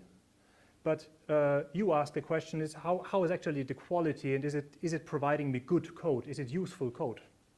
You heard in the first talk, all right, I just generated 5 lines of code, enter, I used it, it's working. It might also work. But you see, import requests imported but unused. So you can take over the code of Copilot, but it might be unnecessary lines, it might be wrong, it might have inconsistencies. So it's not something like describe, enter, done, I have everything I need, go to production. A good starting point basically. Exactly. Yeah. Copilot chat. It's like ChatGPT, like whatever chat prompt that you saw plenty before. You just enter something, it will generate something, it will generate a piece of code. You can just take the code, insert to new file, and from there you start coding. And this is roughly 20 seconds that you can see here. So it's fast, it's helping me. Before I had to do everything by myself, now it's done, and I just have to review the code and adjust it to my needs. So we ask, what do you think, dear colleagues? Will it create simple code in less time? And the expectation was clearly, yes, definitely. Results? Yes, definitely. But some people had higher expectation. And here you see 2 numbers. One is without chat. So these are people that are using, for example, JetBrains IDE. JetBrains IDE had no chat support so far. Now they have it. Those are the VS Code users with Copilot chat. So Copilot chat is helping, and this is actually also my experience. Copilot chat is the game changer. Copilot and the auto-completion is nice. Copilot chat, that is the game changer here. We also ask, how about complex code? And I mean, now we could discuss for ages what is simple code, what is complex code. Nevertheless, the expectations were way lower. Also, the results were way lower. Again, with chat, people had more fun, had better results. We asked not only our colleagues, at some point I got curious and like, what do others think about? And you can look at all the surveys and reports and whatsoever from this year. Every big report will have some AI. So again, this sheep herd is talking about this all the time, and it's good. I like sheeps. More than 60% think that the dev workflow will be different in a year because of AI. And the survey was in May this year, so half a year is already gone. And this is about, okay, writing code will be different, debugging will be different, documenting will be different. So the general expectation is everything will be different within the next year. And just looking at, I'm not coding too much to be honest, so testing some coding for CoPilot here, I would not want to code anymore without it. So it's so good and it's helping so much that I'm really excited what comes within the next couple of years. 17% of people that said, yeah, we are using GitHub already, GitHub Copilot, they want to use it in the next year as well. So more than 70 people are super happy with the product and want to keep it. May I ask one question? Yes. So for the training basis, do you train patterns or do you train code snippets? Nothing, nothing. GitHub Copilot is a product that you just, here are $10 per month for my individual license, here are more. It must have been trained before, otherwise how do you derive It's ChatGPT 4.0 in the background in the meantime. So it's also using OpenAI yeah, but it's trained OpenAI. before on a knowledge base, yeah? Sure. And my question was, the knowledge base, is this patterns with interpretations, or is this really code snippets with an lots of open source code basically from the GitHub itself. Yeah. I mean, there's not a lot of options that you can enable or disable on GitHub if you want to use it as an enterprise. Actually, there's only one real option, and this is I allow my developers to use public code. So it's trained based on open source. open source code. And if there is all right, this is the open source, this is the code provided by CoPilot, it's the same. This is this one setting that I can use that this is not allowed. Yeah, so we had some discussion about intellectual properties, yeah? Because of, yeah. Because of that. Another report, another thousands of participants who answered this. This is from June. Again, here you can see a lot of people think that it's definitely changing a lot what happens in the next couple of months and years. So everything is quite optimistic, and this is extremely important for technical tasks. Yeah. And also here with between 20 and 40% for all kind of tasks. There was one result which was quite interesting, like what is if we are using AI in my company, what is happening there? So will it have an effect on the team performance? And they said no. 36,000 people said, we don't, so only a subset of them, because not everyone is using AI, but only a subset of them are saying, all right, it has no impact on the team performance, but it has a minor improvement on the organizational performance. But on the operational performance, it even has a substantial decrease. You need to read the report to understand more why it is, but interesting figures that on an organization and on a team level, it's more like, maybe it's even counterproductive. On a personal level, everything is different. So will it reduce the effect of burnout? Yes, there's a minor decrease. So I feel less stressed because I get help. And I don't need to be shy in front of my colleagues. Another stupid question I don't want to ask again. Ask CoPilot how often you want to ask them. Maybe you get a different question at some point, maybe not. The effect on the job satisfaction. And this is also what you saw before in one of the surveys we did internally. Yes, people are happier. Effect on productivity. If you are a less stressed, happier human, maybe you are more productive. Interesting enough is that it's not really matching to this, all right, if the individual is more productive and more happy and more everything, why is the team productivity going down? Maybe this is something that will change over the next couple of weeks and years, but this is how it is in this report. What I would be interested is, does it give I guess it will, but okay. Does it give an improvement of the code efficiencies? It depends, the consulting answer. So this is for every development project, yeah? Mhm. So the efficiency well. For us, for example, it's secure code development. Yeah, means secure SDLC. Yeah. In this case, the question is helpful to develop, let's say, some code base which is secured by default design. It makes you faster writing boilerplate code. It helps you understanding something. It helps you writing code. It doesn't make your code necessarily more secure. It might be even the opposite. Yeah, could be. It's likely almost. But you can give a prompt to make it secure, and it will make it secure and tell you the detail also. That's the beautiful part, basically. Let's say we give you a code, and then you say it's not secure. So then it will try to make it secure. Then you say how it is secure, it can explain you. Do you like it more like that, or do you like the lights again? All right, then give me some second.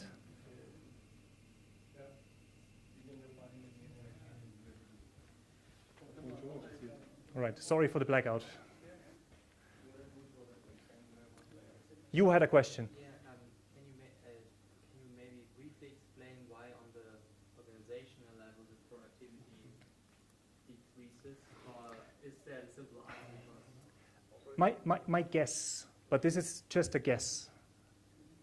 I might say the reports are quite long and I had not so much time to prepare for the talk, so anyway, my guess is it's a new technology. Every time you spend time with a new technology, you spend more time, which is maybe not super productive. So I'm playing around more. I talk to people and say, hey, this is what I did. What are you doing? So people are chit-chatting a bit more and exchanging, and this is actually great. But if before it was like me just coding and delivering code, and that's it, then I was more productive before maybe. That is my guess. Someone has a completely different opinion, other few? As a question later is really whether the code is really better if you only hack it or go on, yeah? Because you have only your own view on this code, yeah? So if you exchange it before, let me say your experience with others, yeah? So maybe your code is then increased because you learn from others with the communication and the rest. So this for question. Your answer first, and then I will. So this is estimation. It's not a kind of measurement here, right? So it's just a billion of people. Exactly. Yeah. Okay.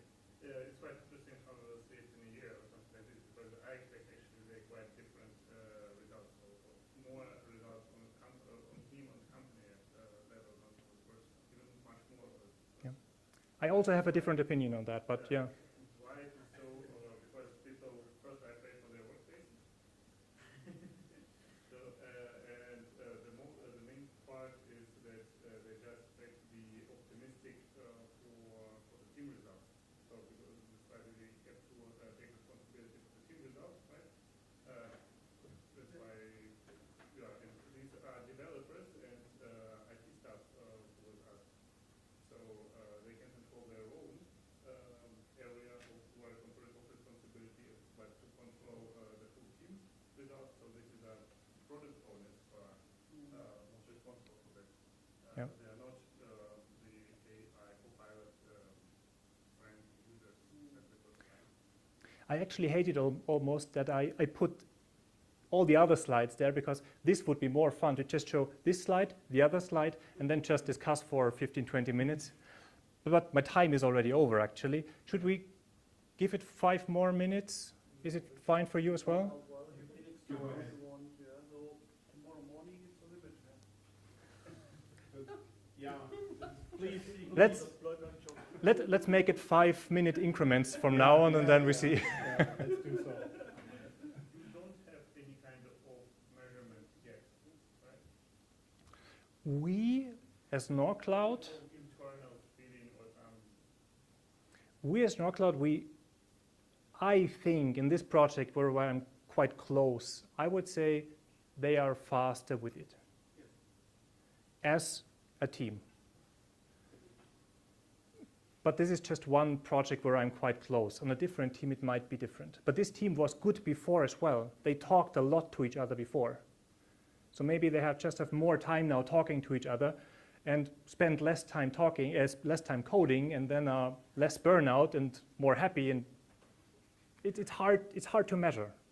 Or maybe you can describe it like a catalysator or something like that. Yes. Yeah. In that table, I'm missing.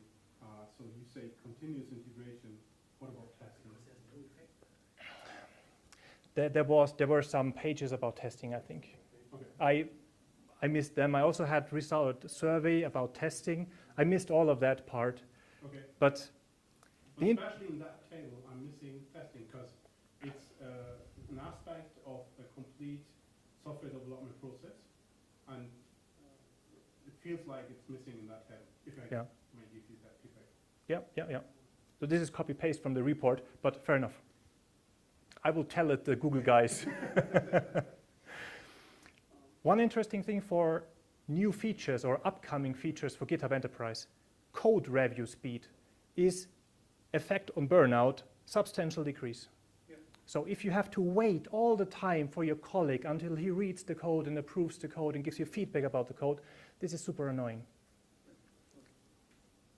And this is something that GitHub will optimize the way how to do the code reviews. So the summaries will be prepared by CoPilot in the future. You will get explanations directly in github.com and so on. So you can be more productive.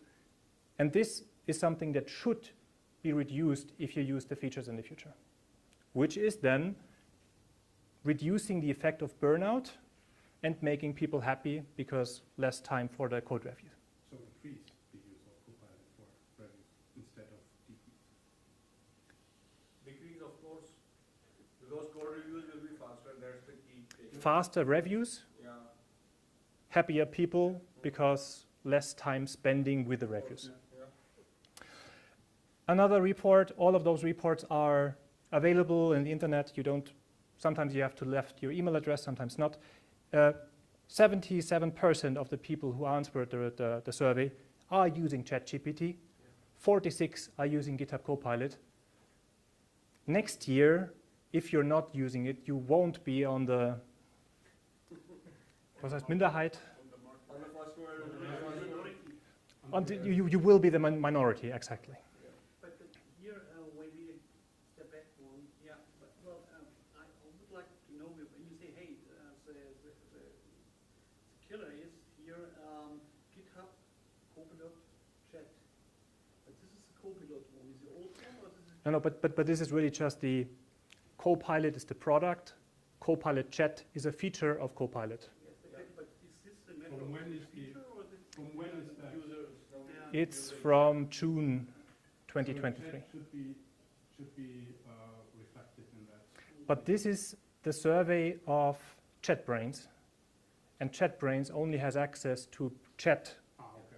a month ago or so. Okay. So this might be, if this is limited to JetBrains user, then good. Blah, blah, blah. GitHub did also some report. Interesting enough, last point, benefits are greatest for less experienced users. So juniors have more benefit of Copilot. What is your opinion about it? Is it yes, nodding, or is it like nodding? Starting point, as you said, so I mean, you can have the skeleton code, boilerplate code in a faster way with some really good documentation also. All right. So that's the, I think, key takeaway. You can starting time on any technology. Let's say you are exploring some API or using it for the first time. You can get the code, you can get the test cases. Especially test cases, it's quite boring. Mm-hmm. So I use for test cases usually. So we asked our colleagues again, so what do you think, do you recommend GitHub Copilot for seniors? So experienced developers, and everyone was like, yes, of course. This is an awesome tooling. This would be then code optimization or something like that. Code optimization, code explanation, writing, starting from a greenfield. We asked the same question about, all right, okay, go do. All right, the title is wrong. We asked the same question about the juniors. Title is wrong, seniors. So here again, this is the result of the seniors. So In average, 8033, 10 was the maximum vote. 833, yes, definitely a good tool for seniors. For juniors, this was the most controversial question in the survey.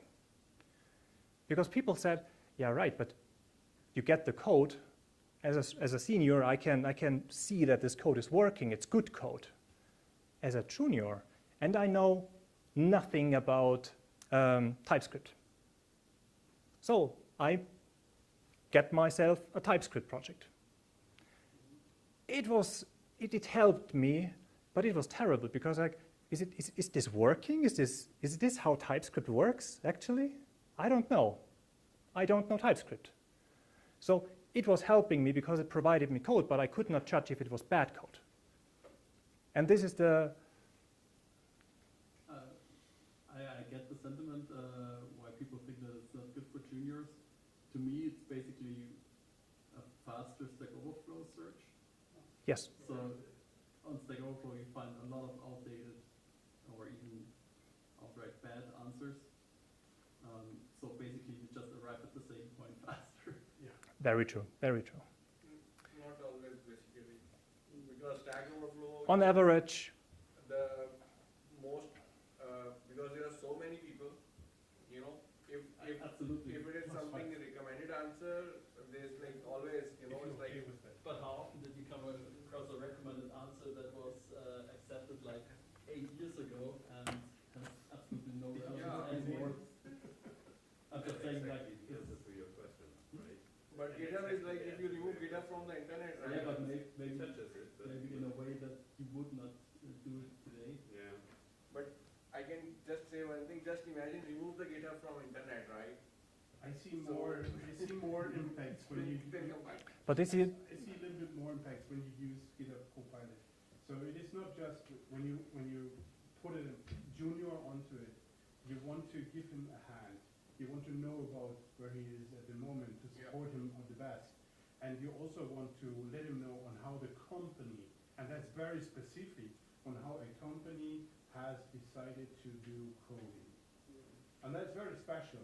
And if you're like us, working for other customers and doing code for them, maybe like mixed teams, you have also to adapt the way of coding style they have in that company. Sure. To deliver the best code as on the style they want it to. And CoPilot doesn't know it. So there are really a few more aspects than just getting the knowledge of coding. This is why GitHub Copilot for me, for a junior, is like a helpful tool to not immediately ask, hey Thomas, can you give me a helping hand? So instead of that, request your small technical phrase to Copilot, and if there are more or bigger issues with understanding things, go to your senior, to your whatever mentor to get the answer. Yeah. So this is, in my opinion, the right way to use Copilot with junior. I mean, I think we agree that Copilot is another replacement for a proper training. Far away. Of course it's not. Of course it's not. But the idea is like, I mean, it's a good starting point, as I said. I mean, I find it quite useful. It's a better way of copy paste. I mean, it's, but anyway, so it's a better copy paste, I would say. On average, we really recommend GitHub Copilot. We loved it. We will love it in the future, most probably. We had some questions already. We are hiring. One last thing about the hiring. If you sign up or want to be hired from us as a developer, we are not doing coding challenges anymore because they are getting useless because of tools like Copilot. So why should we give you homework if you can just do it like that? So that is very true. Yeah, that's everything. If there is a last question. Is it fair if you use Copilot for your code review if Copilot has written your code? It's not a neutral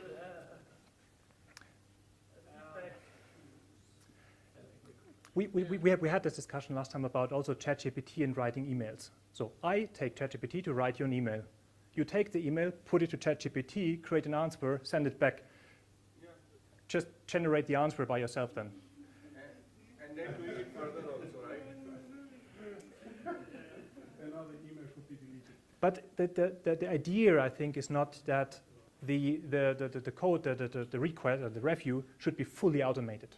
It should be helpful. It should summarize. It should give you an idea. And But in the future, there will be improvement of that, and also yes.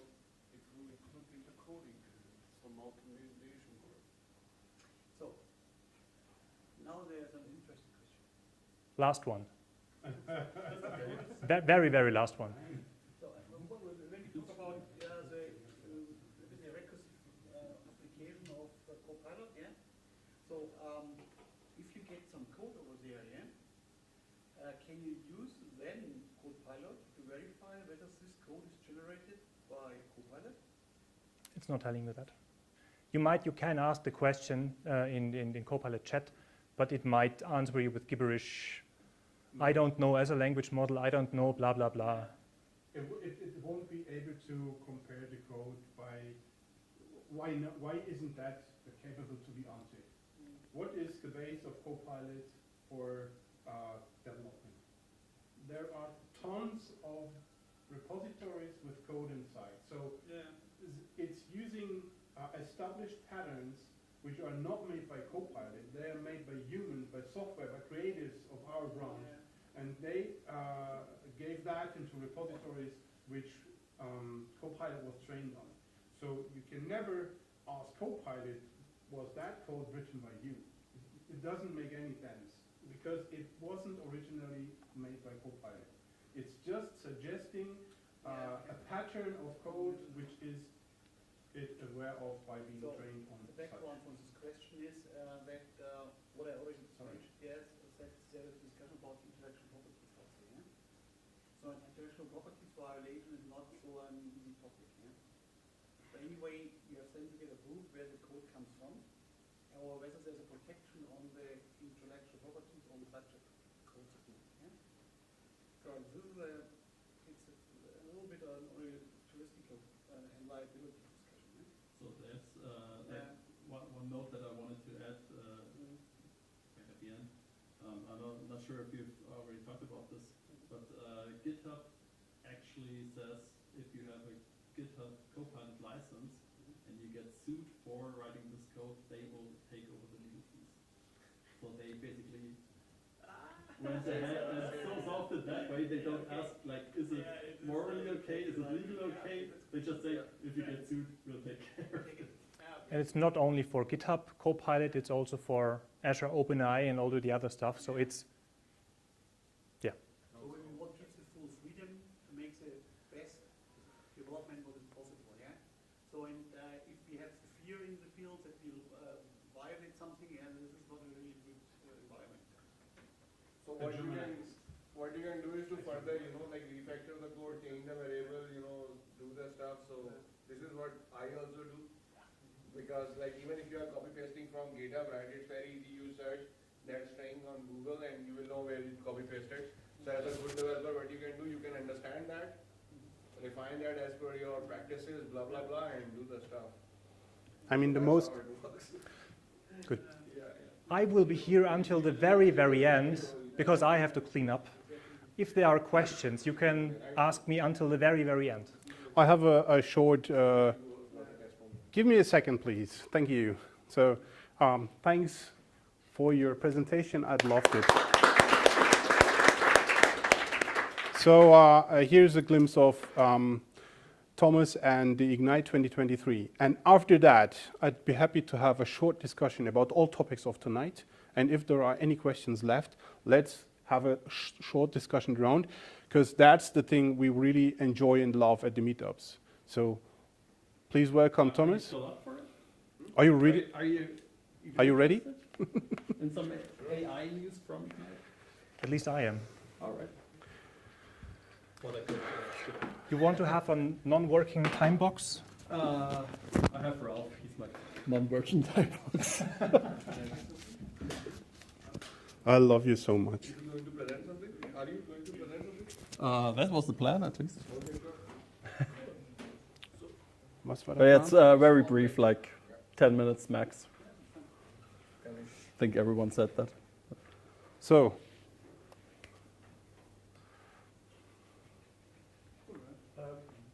Some people are getting some drinks. Yeah, go ahead.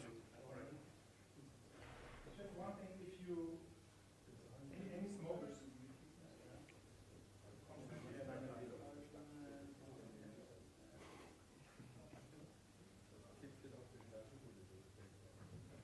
Oh, 9.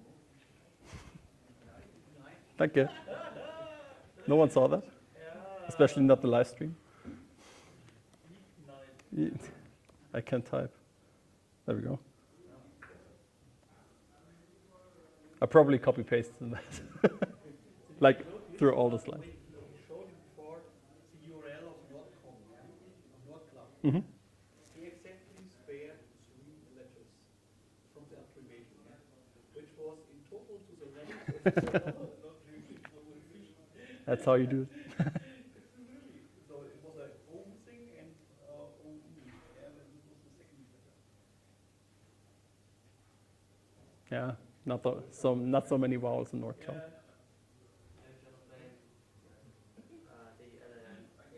Hmm? Just blame the LLM. Yeah, I haven't done this myself. Yeah, exactly. Just PowerPoint, CoPilot, everything.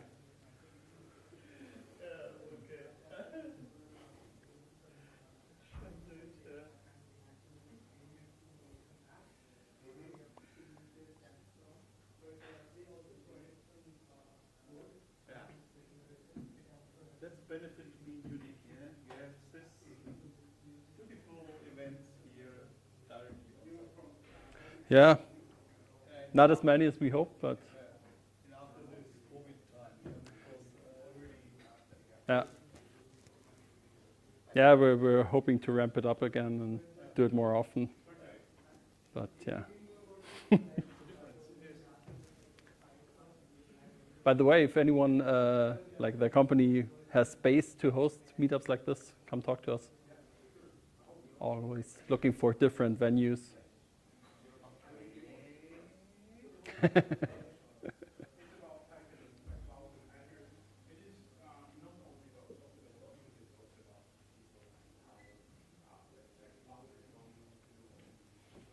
So I see Ralf already started the discussion.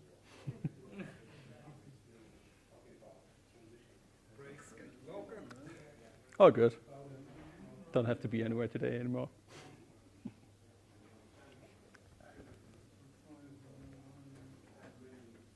Any one of you watched Ignite? Any one of you know what Ignite is? Is it that or the presentation of Microsoft? Yeah, so one of the, basically they have 2 big conferences each year, Build and Ignite. And so it used to be that Build was very developer focused and Ignite was very IT Pro focused, but they're mixing the things up now, and like a lot of developer focused products are also now being announced at Ignite, so can't really draw that line anymore.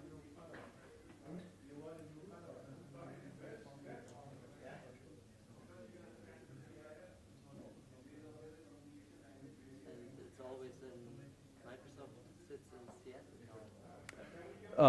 So they used to do it all over the place. I know that Ignite used to be in Chicago for a while. While Build, they used to host it in San Francisco. Now, most of the time they are in Seattle. Ja. Da bin ich überfragt. Der Richard, wenn dann. Er ist unser Host.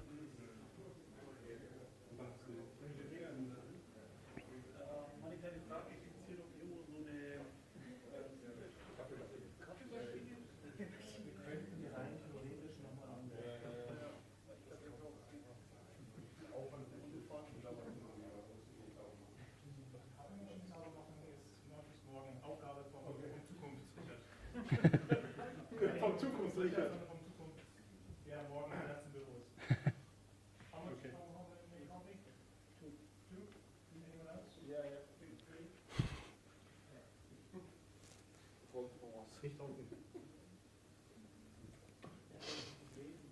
To be honest, Ich habe es mit Absicht gemacht. Okay, sollen wir schon, oder? Yeah, start. Okay, so for the final session, I'll, as my previous speakers, I'll promise to keep it brief. Let's see if I can fulfill that promise. But yeah, I just wanted to briefly talk to you about Ignite 2023. For those of you who don't know, Ignite is one of the two big conferences from Microsoft each year, where they talk about new technologies, which they announced. And so this year's Ignite was in November, so not that long ago. And there were some really cool new things that they announced, especially in terms of AI, obviously. So from these AI announcements, I picked like my favorite ones. And yeah, just to briefly share with you what Microsoft's been up to, especially for developers. And so there are two parts to this. Well, it's mostly Azure AI services where like all the interesting stuff is happening, and then CoPilot's, spoiler, CoPilot's for everything.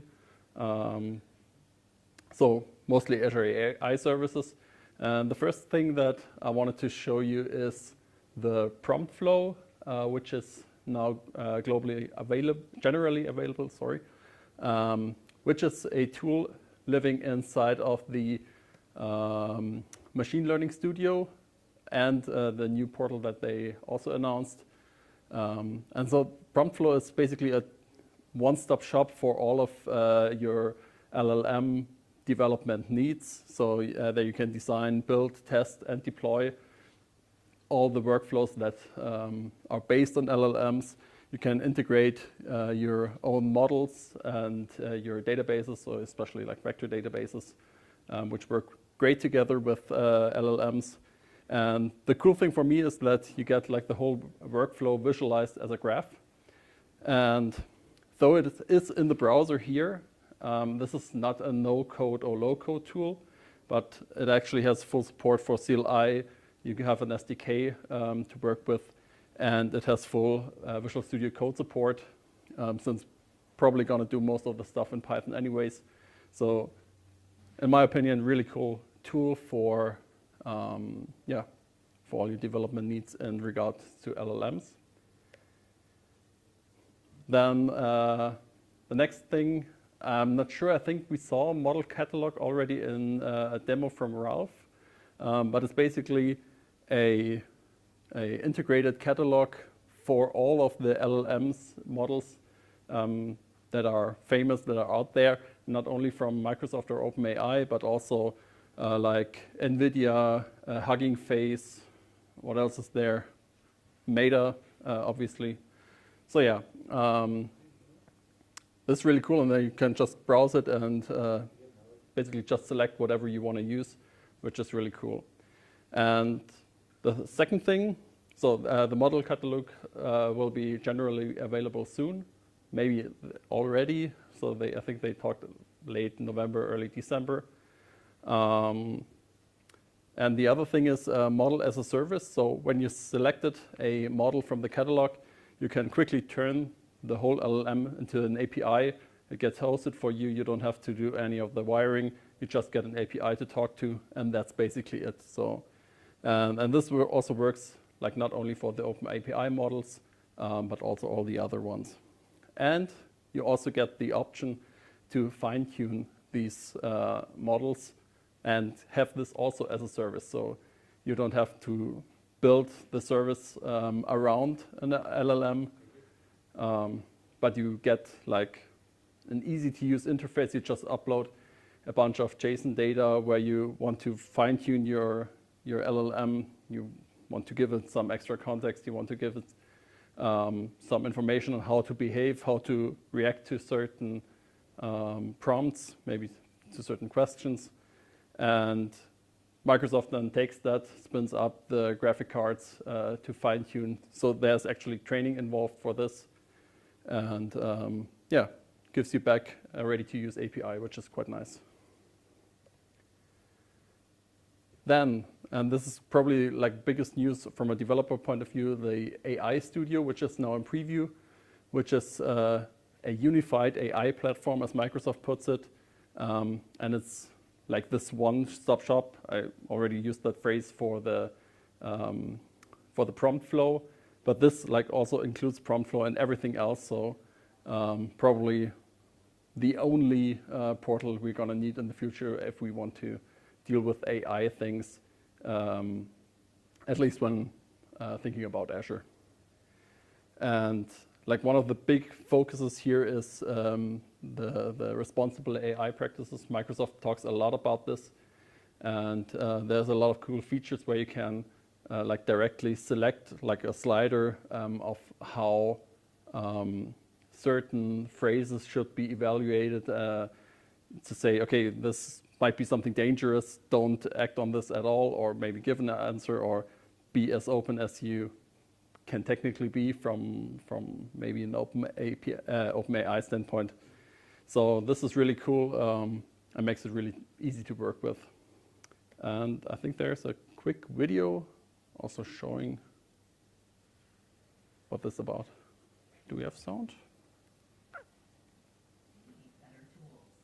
Azure AI Studio is a comprehensive AI development platform designed to be the place for you to build and scale responsible generative AI solutions. AI Studio has a robust catalog of pre-built and customizable frontier and open source models, including those from Azure OpenAI Service, Hugging Face, NVIDIA, and Meta, including the popular Llama 2 LLM, which as a service, with pay-as-you-go inference APIs and hosted fine-tuning. Whether you're working with structured, unstructured, or real-time data, you can smoothly apply it to your models, along with sophisticated hybrid search to fuel high-performing app experiences. AI developers can create data-enriched and detailed prompts to get the best results from the generative model using prompt flow, and then use tooling to compare and automatically evaluate model outputs. AI Studio provides seamless integration with VS Code, GitHub Codespaces, Semantic Kernel, and LangChain. Azure AI Studio is equipped with built-in content safety, responsible AI tools, and enterprise-grade security, privacy, and compliance measures. No matter what your generative AI solution may be, you can create it here. Build with Azure AI Studio. To bring AI solutions. Okay, so that was AI Studio. Now this is Azure AI Vision, which includes all the Vision APIs, formerly known as Cognitive Service Vision API, I think. And so there's a few news here. One thing that's really cool is they have for the Vision SDK and also for the Vision API, they have a liveness functionality, which basically means that you can upload or stream a video to the service, and it will tell you if this is actually a human being looking into the camera, so for facial recognition or for identification, or if they are somehow tempered with the video, or if they are using a pre-recorded video. They're not telling you how they're doing it, but yeah, so you got a service to quickly check if a real person is on the other end, basically, or if not. In real time. In real time. Then they updated the image analysis API to 4.0, which greatly improves OCR, especially for handwritten notes, and also object detection, like telling you what is in this scene, giving you like rich descriptions for it. And you've got also the Florence Foundation model, which allows you to get or generate captions, alternative text, SEO text, and image features like background removal. Also works also with live streaming. So this is very powerful, and yeah, and also like the video summarization feature is super awesome. Already tried this like on the conference talk, gives you the main points that were talked about. So this is something that I'm personally quite excited about. So video summarization in text, I believe, right? Sorry? video summarization in text, I believe, like in some sort of a transcript, summarized transcript, right? Yeah, exactly. Yeah. Not the like important parts of the, for example, if you say summarize, let's say if I give it a match, it give me a highlights of the match, not right. Yeah, so it's, you can get both Are the. you getting what I mean? Like you gave him a 2 hours match or 1 hour match, and it just showed you the key points in the match, like penalties or keys, you know. The keys? I mean, let's talk about the football match, for example. So if you have the football match is like 1 hour, right? And there are some key moments in the football match. It's not a whole football match. You know, the penalties or the attempts or the corners. So you just pick those, create a short video, and then. So summarization in this case, I used it for like getting a text summary. Textual summary. Yeah. This is what I understood. Yeah. Because that would be difficult. What I'm saying. Yeah, yeah. Actually, I'm not 100% sure if they can do that as well already, but yeah. So at least I used it for the textual. Right. Yeah. So then there was also some news about OpenAI service. We all know Microsoft OpenAI kind of close. So DALL-E 3 was announced, which this has been released already, which like a huge improvement over the last version in terms of image generation. Now already, I think also at least on par, maybe even better than Midjourney, which I've been using mostly. And then there are some things that make GPT more flexible, like the 16K token prompt length, which helps a lot to get more info into your LLM, and also GPT-4 Turbo, which is super fast, and GPT-4 Turbo also with vision support, so you can actually send images to ChatGPT and have it act upon that, which is really great. And as I mentioned earlier, the fine-tuning feature is also available for GPT-4. Then we have like the last part, which I'm not gonna go very deep into it. Basically, every service from Microsoft received a CoPilot. So you have Dynamics CoPilot, you got your Viva CoPilot.